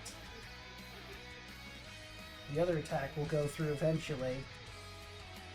I hit it twice. There it goes. So both are 16s. Dan does not have a lot of armor class, so both of those hit. This is going to be rough for our boy, our squishy wizard, our squishy witch. So let's start with just the damage, not including any sneak attacks. 5 plus 27 if Dan fails a con saving throw of 15. He fails and takes 27 points of damage in addition to those 5. Okay, and let me double check. Yep, sneak attack as well, I believe, would apply here because there is a ally within 5 feet. So that was how much on these guys?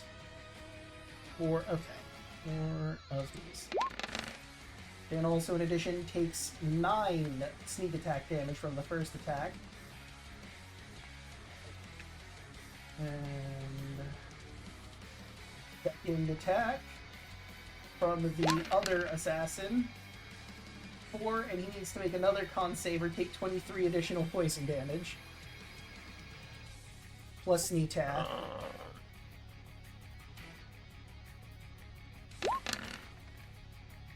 Which would be 15 sneak attack as well, so 19 points of damage, and he needs to make the con save or take 23 additional to that.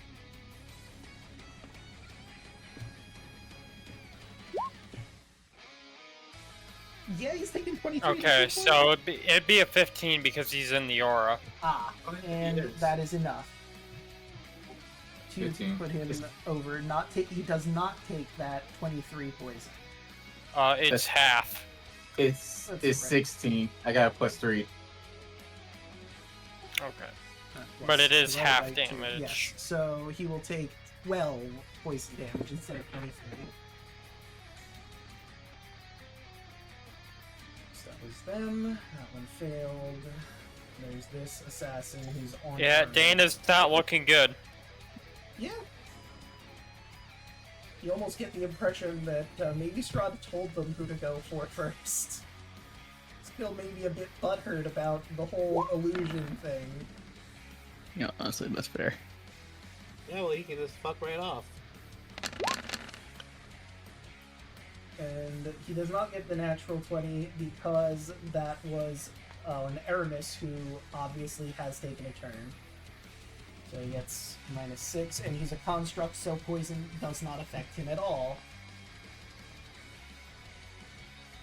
So I'm not even going to roll the con save because there is literally no point in it. Right, that's our assassins. This brings us to Quimby. He's in danger. Quimby activates Spirit Guardians. Nice. Initiate the blender. 15-foot radius of radiant damage. Let's go with a nice shade of green for Quimby's Spirit Guardians. So that's 1, 2, 3 times I need to make this wisdom save. I like to imagine Quimby's Spirit Guardians, he focuses and there's just a bunch of versions of, like, made of energy, little Quimbys dancing around. And let's Oh my gosh, they're multiplying. Giggling and dancing and having just a grand old time. Okay, so Valenta makes the save. How about our assassin friends? 1, 2, who are very vulnerable to radiant damage. That is a no on both accounts. It says no assassin for that first one. Oh, that's odd. I was pretty sure I was on her sheet. I'll just do it again. Yeah, she may have a different bonus. So they take 34 damage, the assassins.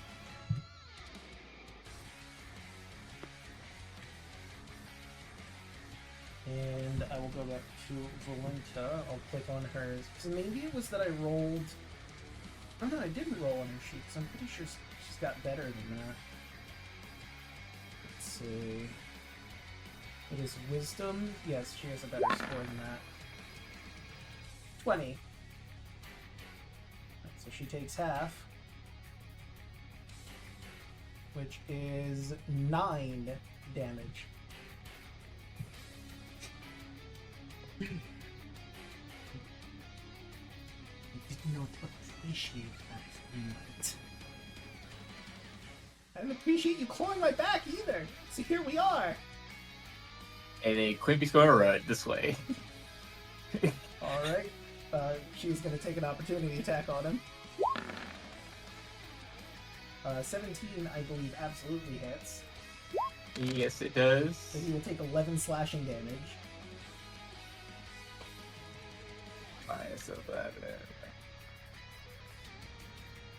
And then con save, keep it up. And he is now brought And now those 2 more assassins. Those other 2, yep.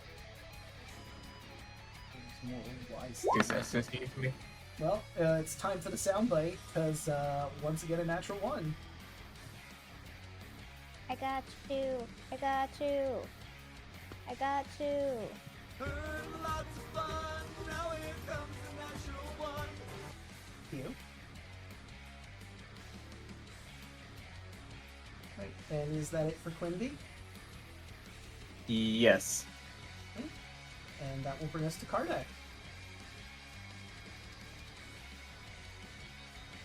He has a clear shot at him, right? Who? Yes, you would have a clear shot at that one. Two of these? No, it's just Roll20 being weird. Noted. Fire 1. Yeah, it'll hit. God, I love this bow. Fire 2. 17. That will also hit. 20 damage total. That one's looking pretty rough. Keeps fading in and out of existence. And that is turn. And that will bring us to Volenta Popovsky. Though you wouldn't know her last name. She has to make that damage again. Yes, she needs to make a save. And she also starts her turn in sunlight. Natural 20. Wait, are you in the radius for sunlight at the moment? Oh yeah, it's like 30 feet, so yeah, she would be. Yeah. So minus... I don't think it affects the roll. It did not affect the rolls of any of these other assassins, but they're also starting in sunlight. Yeah, no, they don't have a sunlight specific weakness, but Volenta absolutely does. Minus so the she sunlight. Takes 20. Why did that not go? That's weird. She's taken some wisdom damage. She took Spirit Guardians. Let's see, let me put it never asked what wisdom. Actually, no, I guess that does make sense where she was. But I'm gonna do this over again, so that's minus 3 from the current one. And then the other one was 9. And then 20. Okay, so yeah, that does track. I did not mess up at any point. Her health is exactly where it should be. Alright, well, since she is in the sun zone, she's not going to want to be in the sun zone. Let's see.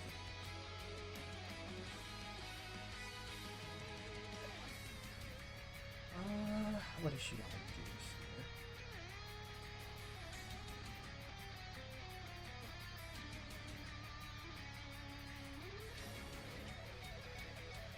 Okay. She's going to use a bonus action for something.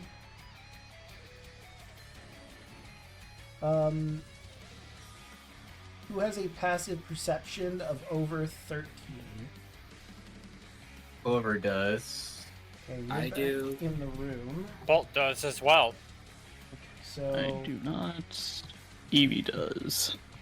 So Evie would have noticed. The three of you, Clover, Raoul, and Bolt, are in the opposite room, so you wouldn't have seen it. But Evie will shout that it seems Volenta dropped something, and be wary of that space where she's currently standing. Do not move through it. She huffs. And, oh right, I forgot, she has some of these. I'll keep that in mind for the next turn.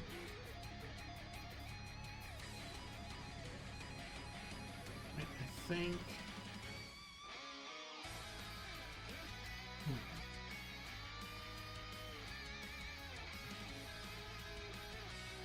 Alright.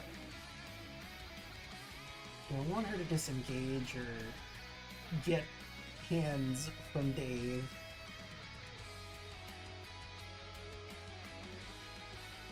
I think she's going to disengage and get out of range of the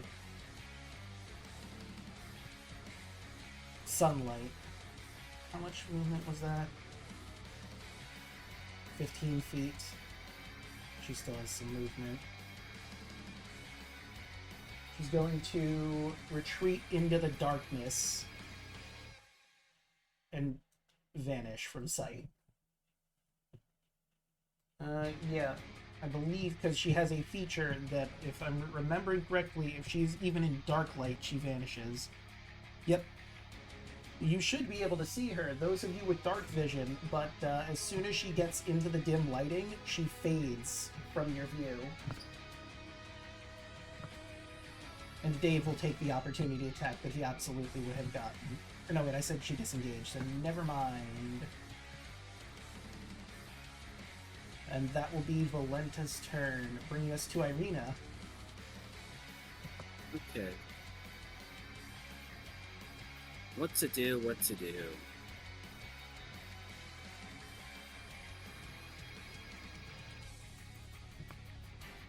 Yeah, Dan's pretty hurt.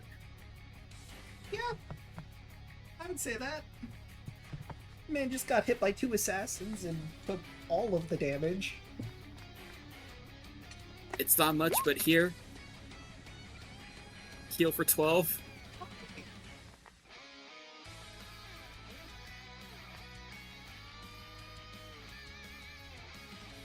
And then she's gonna look to this assassin that's down below.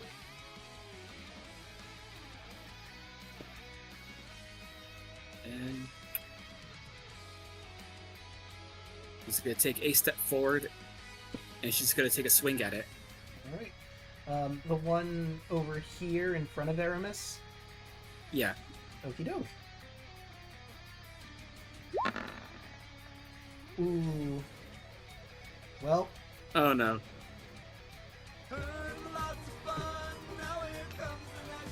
Let's see what she has rolled. That is. Oh boy. What weapon is she currently using again? A scimitar? The +1 scimitar. So she goes to swing at this assassin, but he parries her blade with his knife.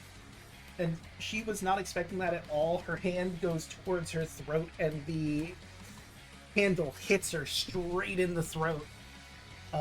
She, for 24 hours, cannot speak or cast verbal spells.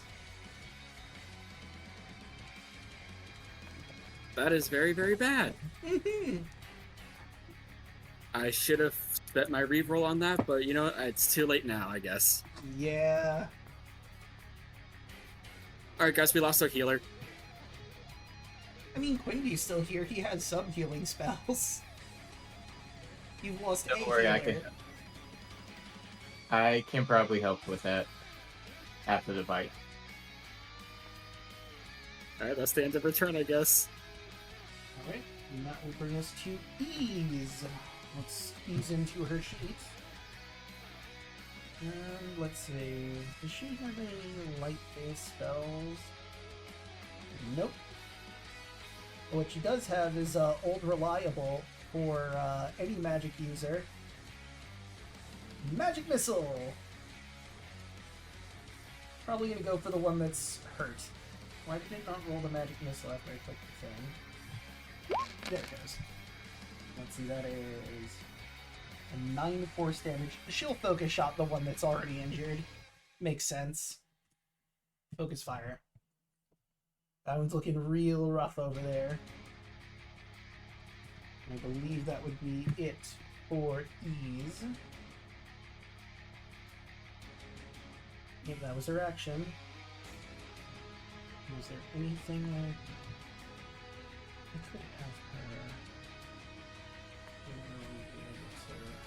close? But that is good to know, and that brings us to Kai's turn.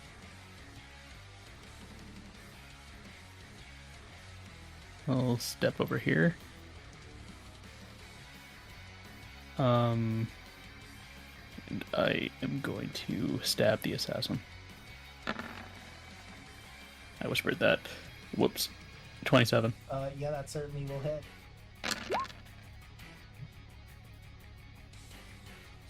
The 1, 16,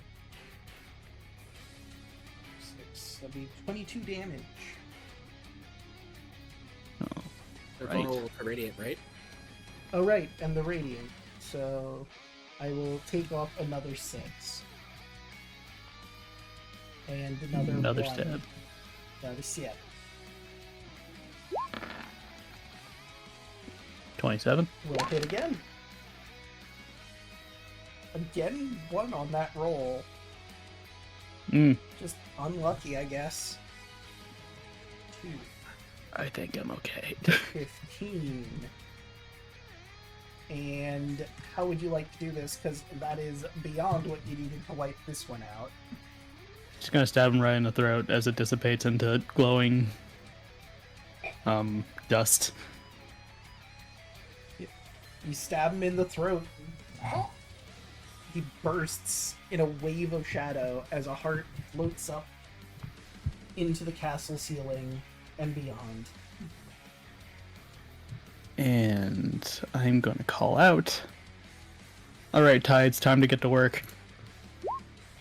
So I'm gonna activate my Dancing Halberd. Alright. I'm gonna have to grab the animated halberd from the tower really quick, because I don't believe I put it anywhere. Yep, I can very easily grab this. Put them on the GM's layer over here, so copy. And now that I have it, ping where you're going to place him. Right over here. Paste. You know, I should probably give you control over this. Yeah, that would probably help. Edit sheet should be in yours. And there, you should be able to grab it now. Excellent. And as the same bonus action as me activating it, I can have it attack for 28. Okay, yes, that will certainly hit. Just because you all know that this is here, I'm just gonna mark this with a T. Since Evie shouted out, it wouldn't be fair if I didn't mark it. So that would be... it wouldn't get the radiant, so just the slashing. Nope. Yep. So, there we go. He looks back. Oh, look at that. Another one of Strahd's side pieces trying to run away. Now I'm a turn. Alright, that will bring it to Clover.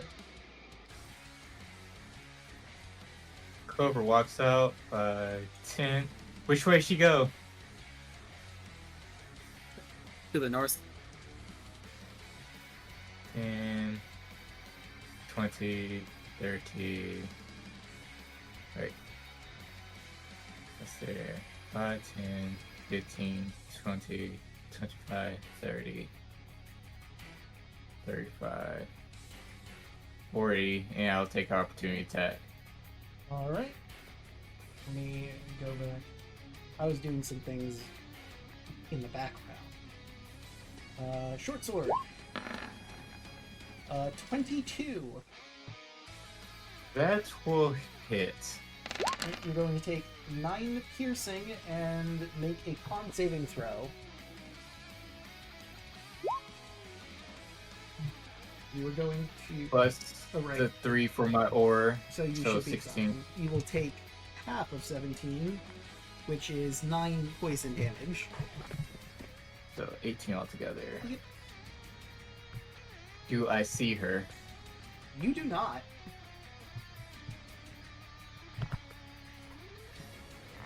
Even in the aura of the light? Nope. Above board, I will say, she has legendary actions. She might not even be here anymore.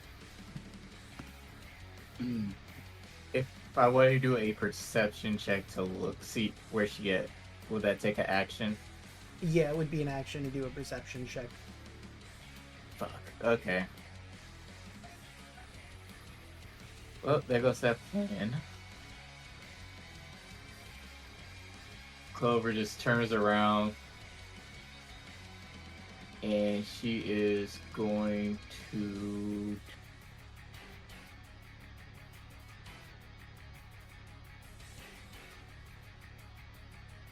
at this no. Yes, at that assassin she is going to cast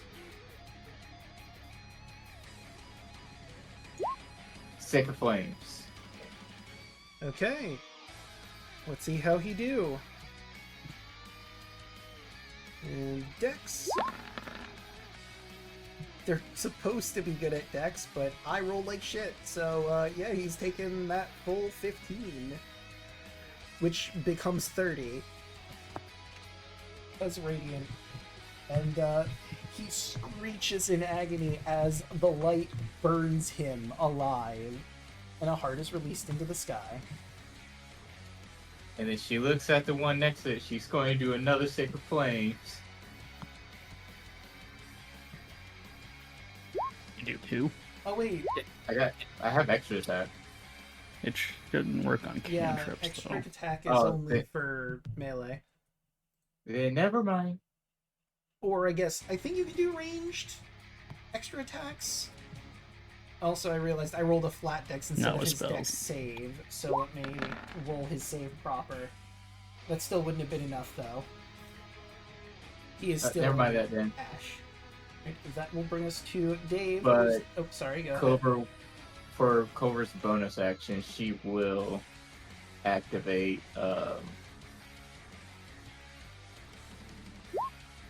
Brandy Smite. Okay. And then that will be her turn. And that will bring us to Dave, who doesn't take too kindly to this motherfucker attacking his twin. First, he's going to summon Echo Dave, so he can flank with himself, technically. I could have swore I put Echo Dave on... Oh, I didn't. Is he in the tower, maybe? Or am I gonna have to make a new Echo Dave token? Nope. I found Echo Dave. We're good. Copy. Since this is after a long rest, he has all of his stuff again. Paste. Alright. Since it doesn't matter, they're both, like, right up against him. First attack. Rebane. That is an 8. Extra attack. There we go. That's better.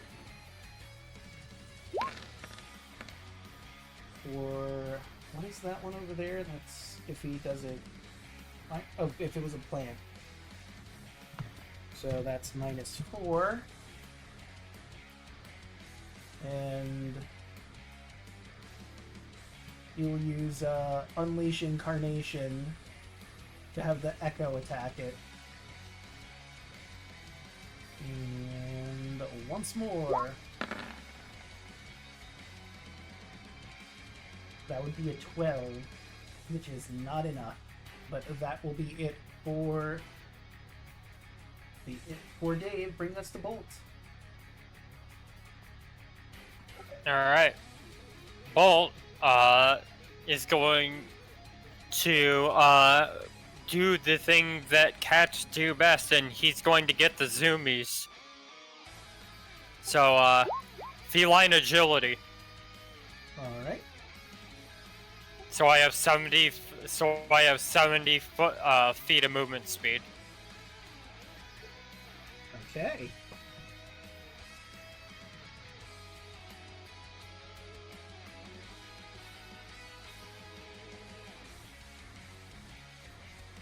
I'm gonna get right there. Okay. And I'm gonna hold my action. If Assassin Lady shows up again in this room, she's getting a max level lightning bolt to the face. Okay.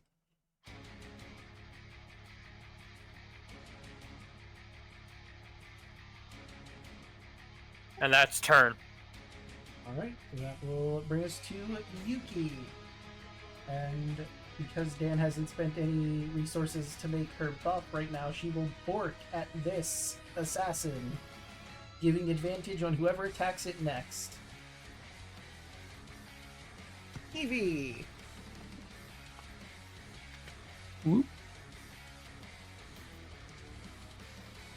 Gonna give him a punch.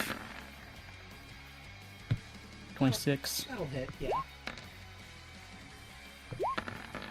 You don't need to roll that second one, because he had 2 health. I see. She smokes him. If you can get towards any other assassin, though, I will let you use that 30. Let me see.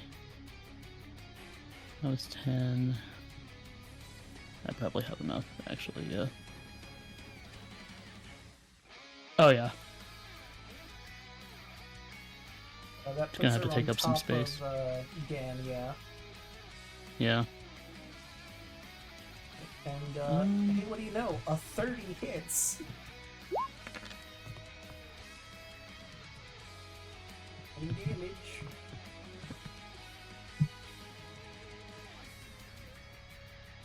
And yeah, no, I'll do flurry. Why not? Will you even need it? That will certainly hit. Alright, I guess I could just do bonus action punch. Martial arts. And that is enough to take that one down. That way I don't have to use key.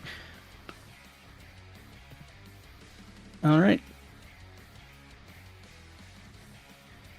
And I believe Yeah. that is all of them downed. Let's see. Down. There were 4 or 5, I believe. That was Echo Dave. Yeah, no, I think that's combat ended. Unless she makes an attack from somewhere, but as far as you know, she seems to be gone. Question, is the helmet still glowing? No, after the null assassins are beaten, it stops glowing. Huh. The halberd is gonna just twirl back onto my my back. And I will put it onto the GM's layer so I can grab it later. Well, Assassin Lady's not here anymore. You have to be careful. As I'm gonna run over and try and see if I can help with Irina's throat, because she's Crazy. she can't talk. Crazy. Bolt is going to walk over to that spot that our assassin lady dropped, whatever she dropped, and just, he's not gonna walk over it to touch it, but he's gonna just look down and see what's on the floor. Upon inspection, it looks like there's a triggering mechanism. If you step on it, you carefully, I guess, roll sleight of hand if you want to see what happens if you trigger it. Sure. He's not great at this, but we'll do it. 17. Right, with a 17, you manage to just barely make it so that it doesn't trigger. You hold open as best you can. It looks like there are caltrops in here. It seems what would happen is you would step on the trap, trigger it, and caltrops would explode out, doing damage to you and stopping you from moving as you try to pull the caltrops out of your feet.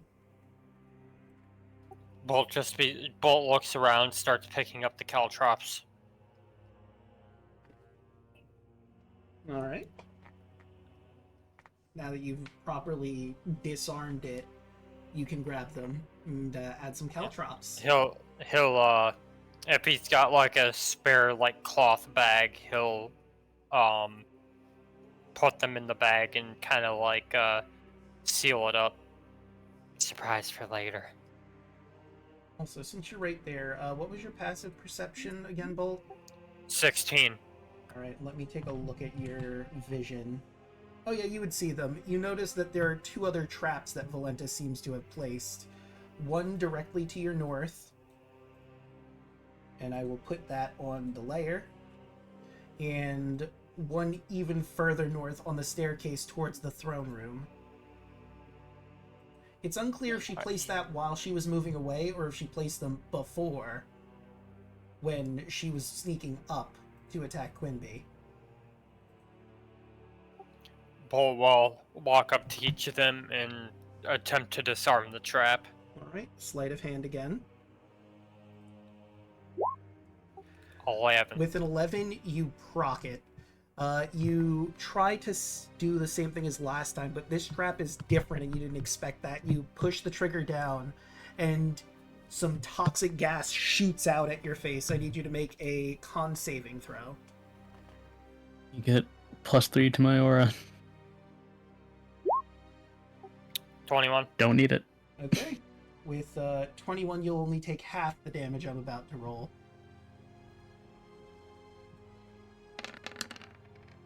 You cough and cough as you take 8 damage, not expecting that wave of gas to shoot into your face.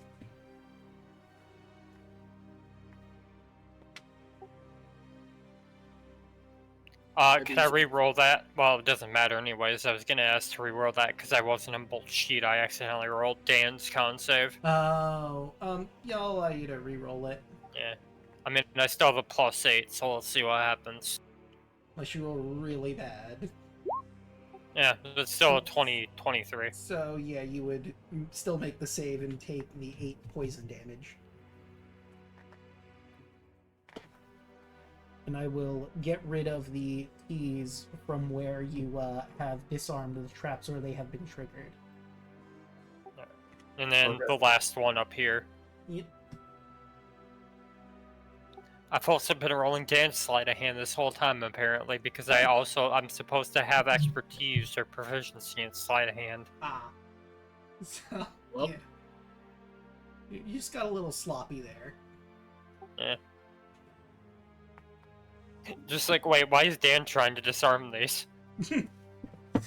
Dan, from several feet away, almost have it? That's better. 16. Yep, with a 16, this one you don't trigger. And this looks like to be another poisonous cloud one. You notice a little bit of it trickle out as you open it barely, and you close it immediately before it can properly proc and get you. Alright. Clover looks at Irina. Are you okay?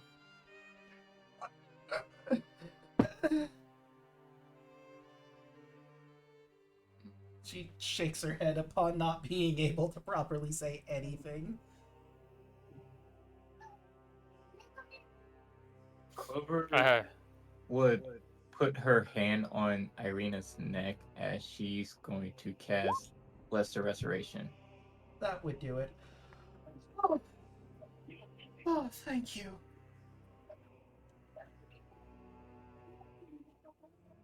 No problem.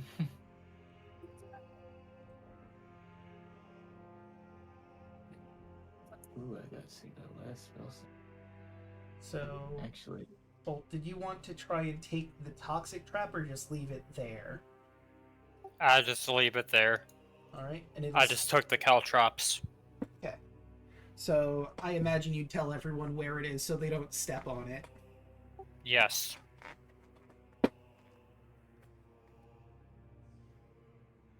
Noted. We might want to be wary of traps from here on out. She could be placing them who knows where. I'm looking out these doors. I'm assuming this is like exiting out into the courtyard. Where is your token? I'm just right here in the... Oh, yeah, no, that's the Actually, way back out to where you entered the castle. Want to use Divine Sense. Okay, that is 60 feet, correct? That is correct. Okay, and let me not broadcast. Where's your current token? Oh, there you are. I see you now. Nope, that is not what I wanted. That's the circle. I want this. Let's see. It's also above you, right? Yeah. mm-hmm. Okay. It's like a big ball. So 60 feet up, I think, would proc the next floor. Okay. You get the feeling she is on the second floor around this general region over here, currently in motion. She's moving. She's on the second floor. That way. Clover just starts walking. I was gonna mention, we never did actually look at all the food and stuff in here to see if it was real or not. think it was an illusion, right? Yeah, no, you didn't see if the food was an illusion. Strahd was an illusion. It's dark in here now, but if you'd like to, you could look at the food. Yeah, I mean, I have dark vision, so yeah, I'll just inspect it real quick. Also, there's dancing lights. Yes, also there's dancing lights that can be moved. I was gonna say, I'll just roll an investigation for the sake of things, and that's, okay, that's a Mr. nat 20. With a natural 20, this is actual food and drink. Damn good food and drink, too. It's not poisoned, is it? I mean, you wouldn't know that from looking at it. You would have to have a spell of some kind to look through that. Oh, yeah. You know what? I've got the slots. I'll use the first level to cast Detect Magic. Okay. It is not magical. That's not how you would detect poison anyway. Yeah, there's a spell called Detect Poison. Yeah. Which I don't have, so.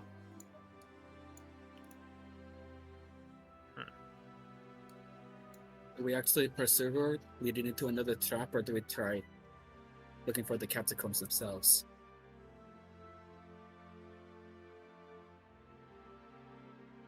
I think we should call it for the night since it's 1:30 midnight over here.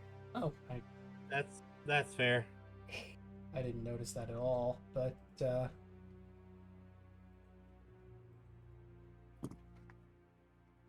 I mean, it's up to you where you want to go, though. Let's at least establish where you're going before we end things off.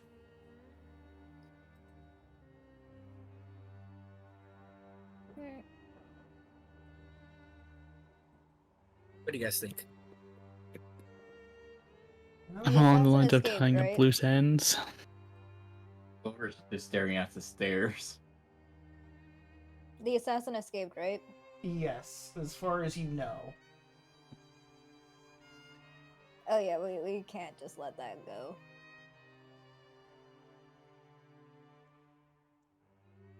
I'm inclined to agree. Because we don't want her to backstab us while we're trying to get to Strahd, or even in the Strahd, right? I'd also say while you're discussing this, her token is still moving. She's now upstairs over in this general region behind you.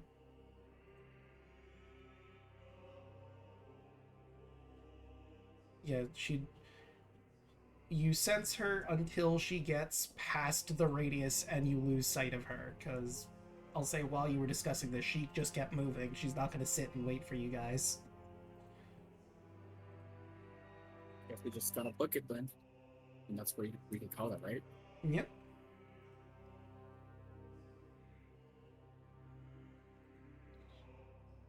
Just gonna definitely not place any more traps behind her. Why would I do such a thing? Could you imagine? Crazy. Oh, sorry, go ahead. Nah.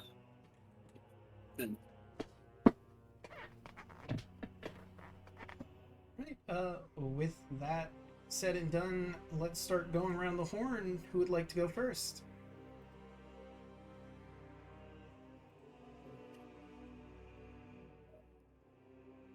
I mean, I can go first. I got nothing to plug. Tonight was pretty fun. We got to hear Persona music again, so that was fun. And that's it. I got nothing else to plug except whoever's next, so I'll plug them.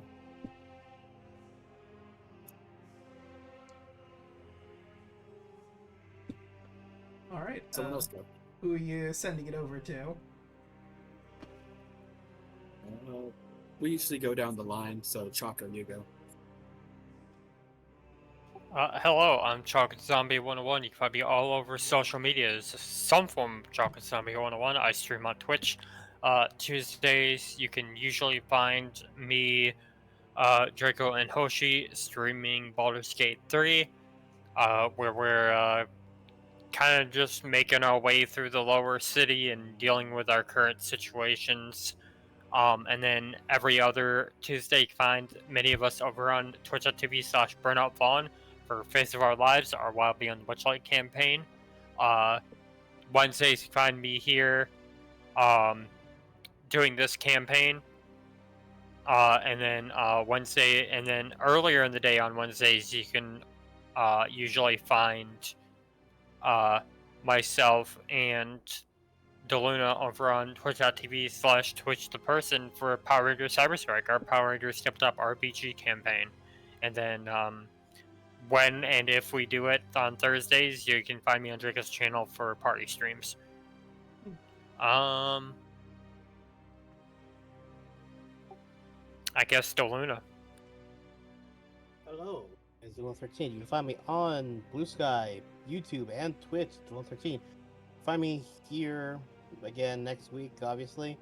And if we do any party games this week, we really haven't done that much in the last few weeks, but hopefully that'll change soon. Work permitting, obviously. Like Draco's mentioned, you'll see me probably on Twitch, the person's channel on Thursday, or on Wednesday for Private Cyberstrike.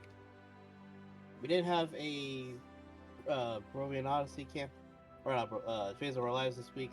We apologize for that, but scheduling conflicts, as it goes. So hopefully in 2 weeks. And that's it for me.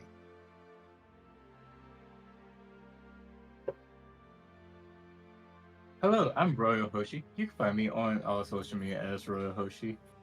Tuesdays, you can find me, Draco, and Choco playing Baldur's Gate 3.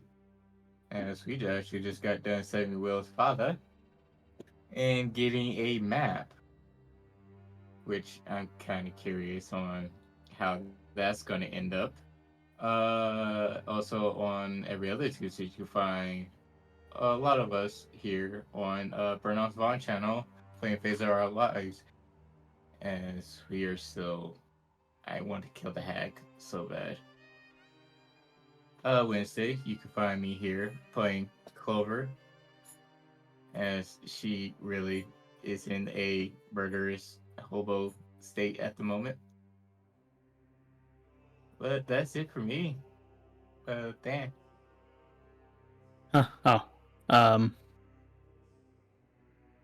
Hello, I'm Thanatos.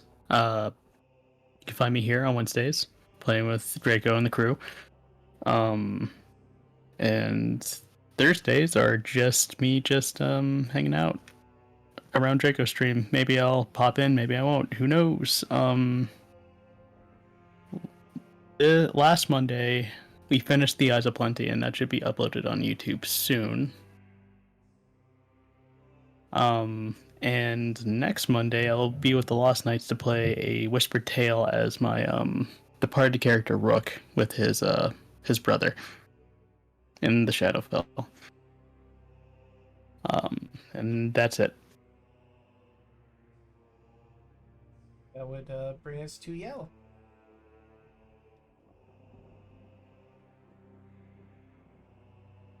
I forgot to unmute. I am a genius. That's Jonas. Hello. I go by Yell Telemano. I've been streaming co-working for the most part. Hopefully soon I'll be able to do other stuff, but as of right now, because of NDA work, I have it's been co-working, and I also have Rython devs hashtag that's what's word. I've been using Rython devs taskbot tool, which is really nice. I'm able to cross things off and also see all the tasks I've done, which is very satisfying.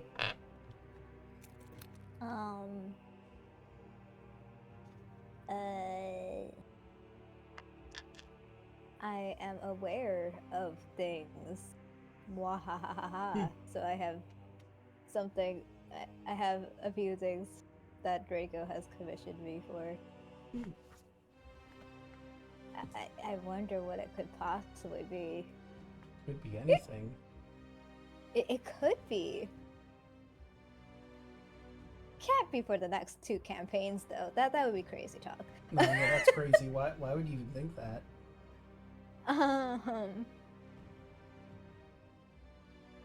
And because certain things may or may not be spoilers, I will probably still be doing co-working streams for that too. Gonna hopefully try and mix it up though, so I'll have like co-working and like my regular art streams. Anyway, Draco, do you want to talk about the stuff that we do together, along with your usual stuff? I could do that.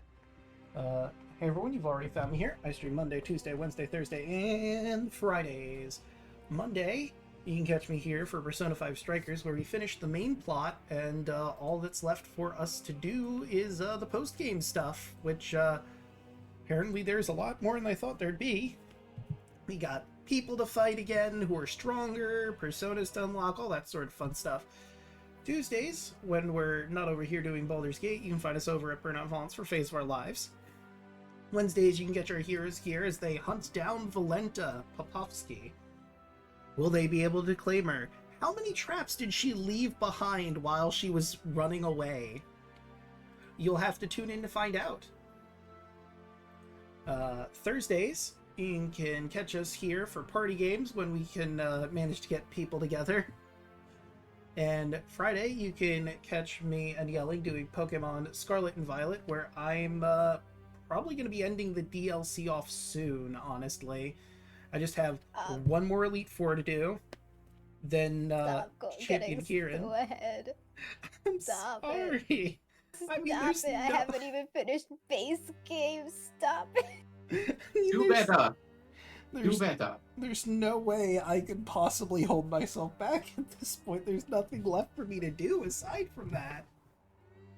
Skill issue. Draco had one team and was able to level it up. I had to switch teams every now and again depending on which Pokemon I caught. Because they decided to do a theme lock, which was they needed a theme for their Pokemon teams. And I told them they could just stick to one theme for a while, but no, they decided to do multiple different themes and swap teams often. Then that's a skill issue.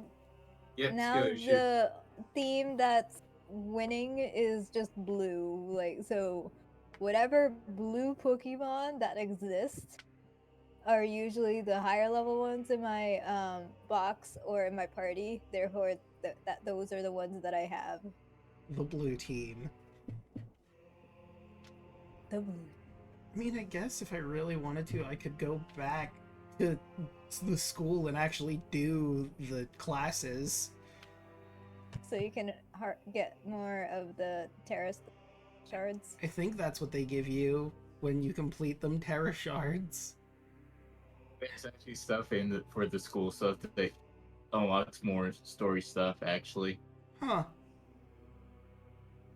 I mean, I guess I could do that also after the DLC while you try to catch up. Because I would like to...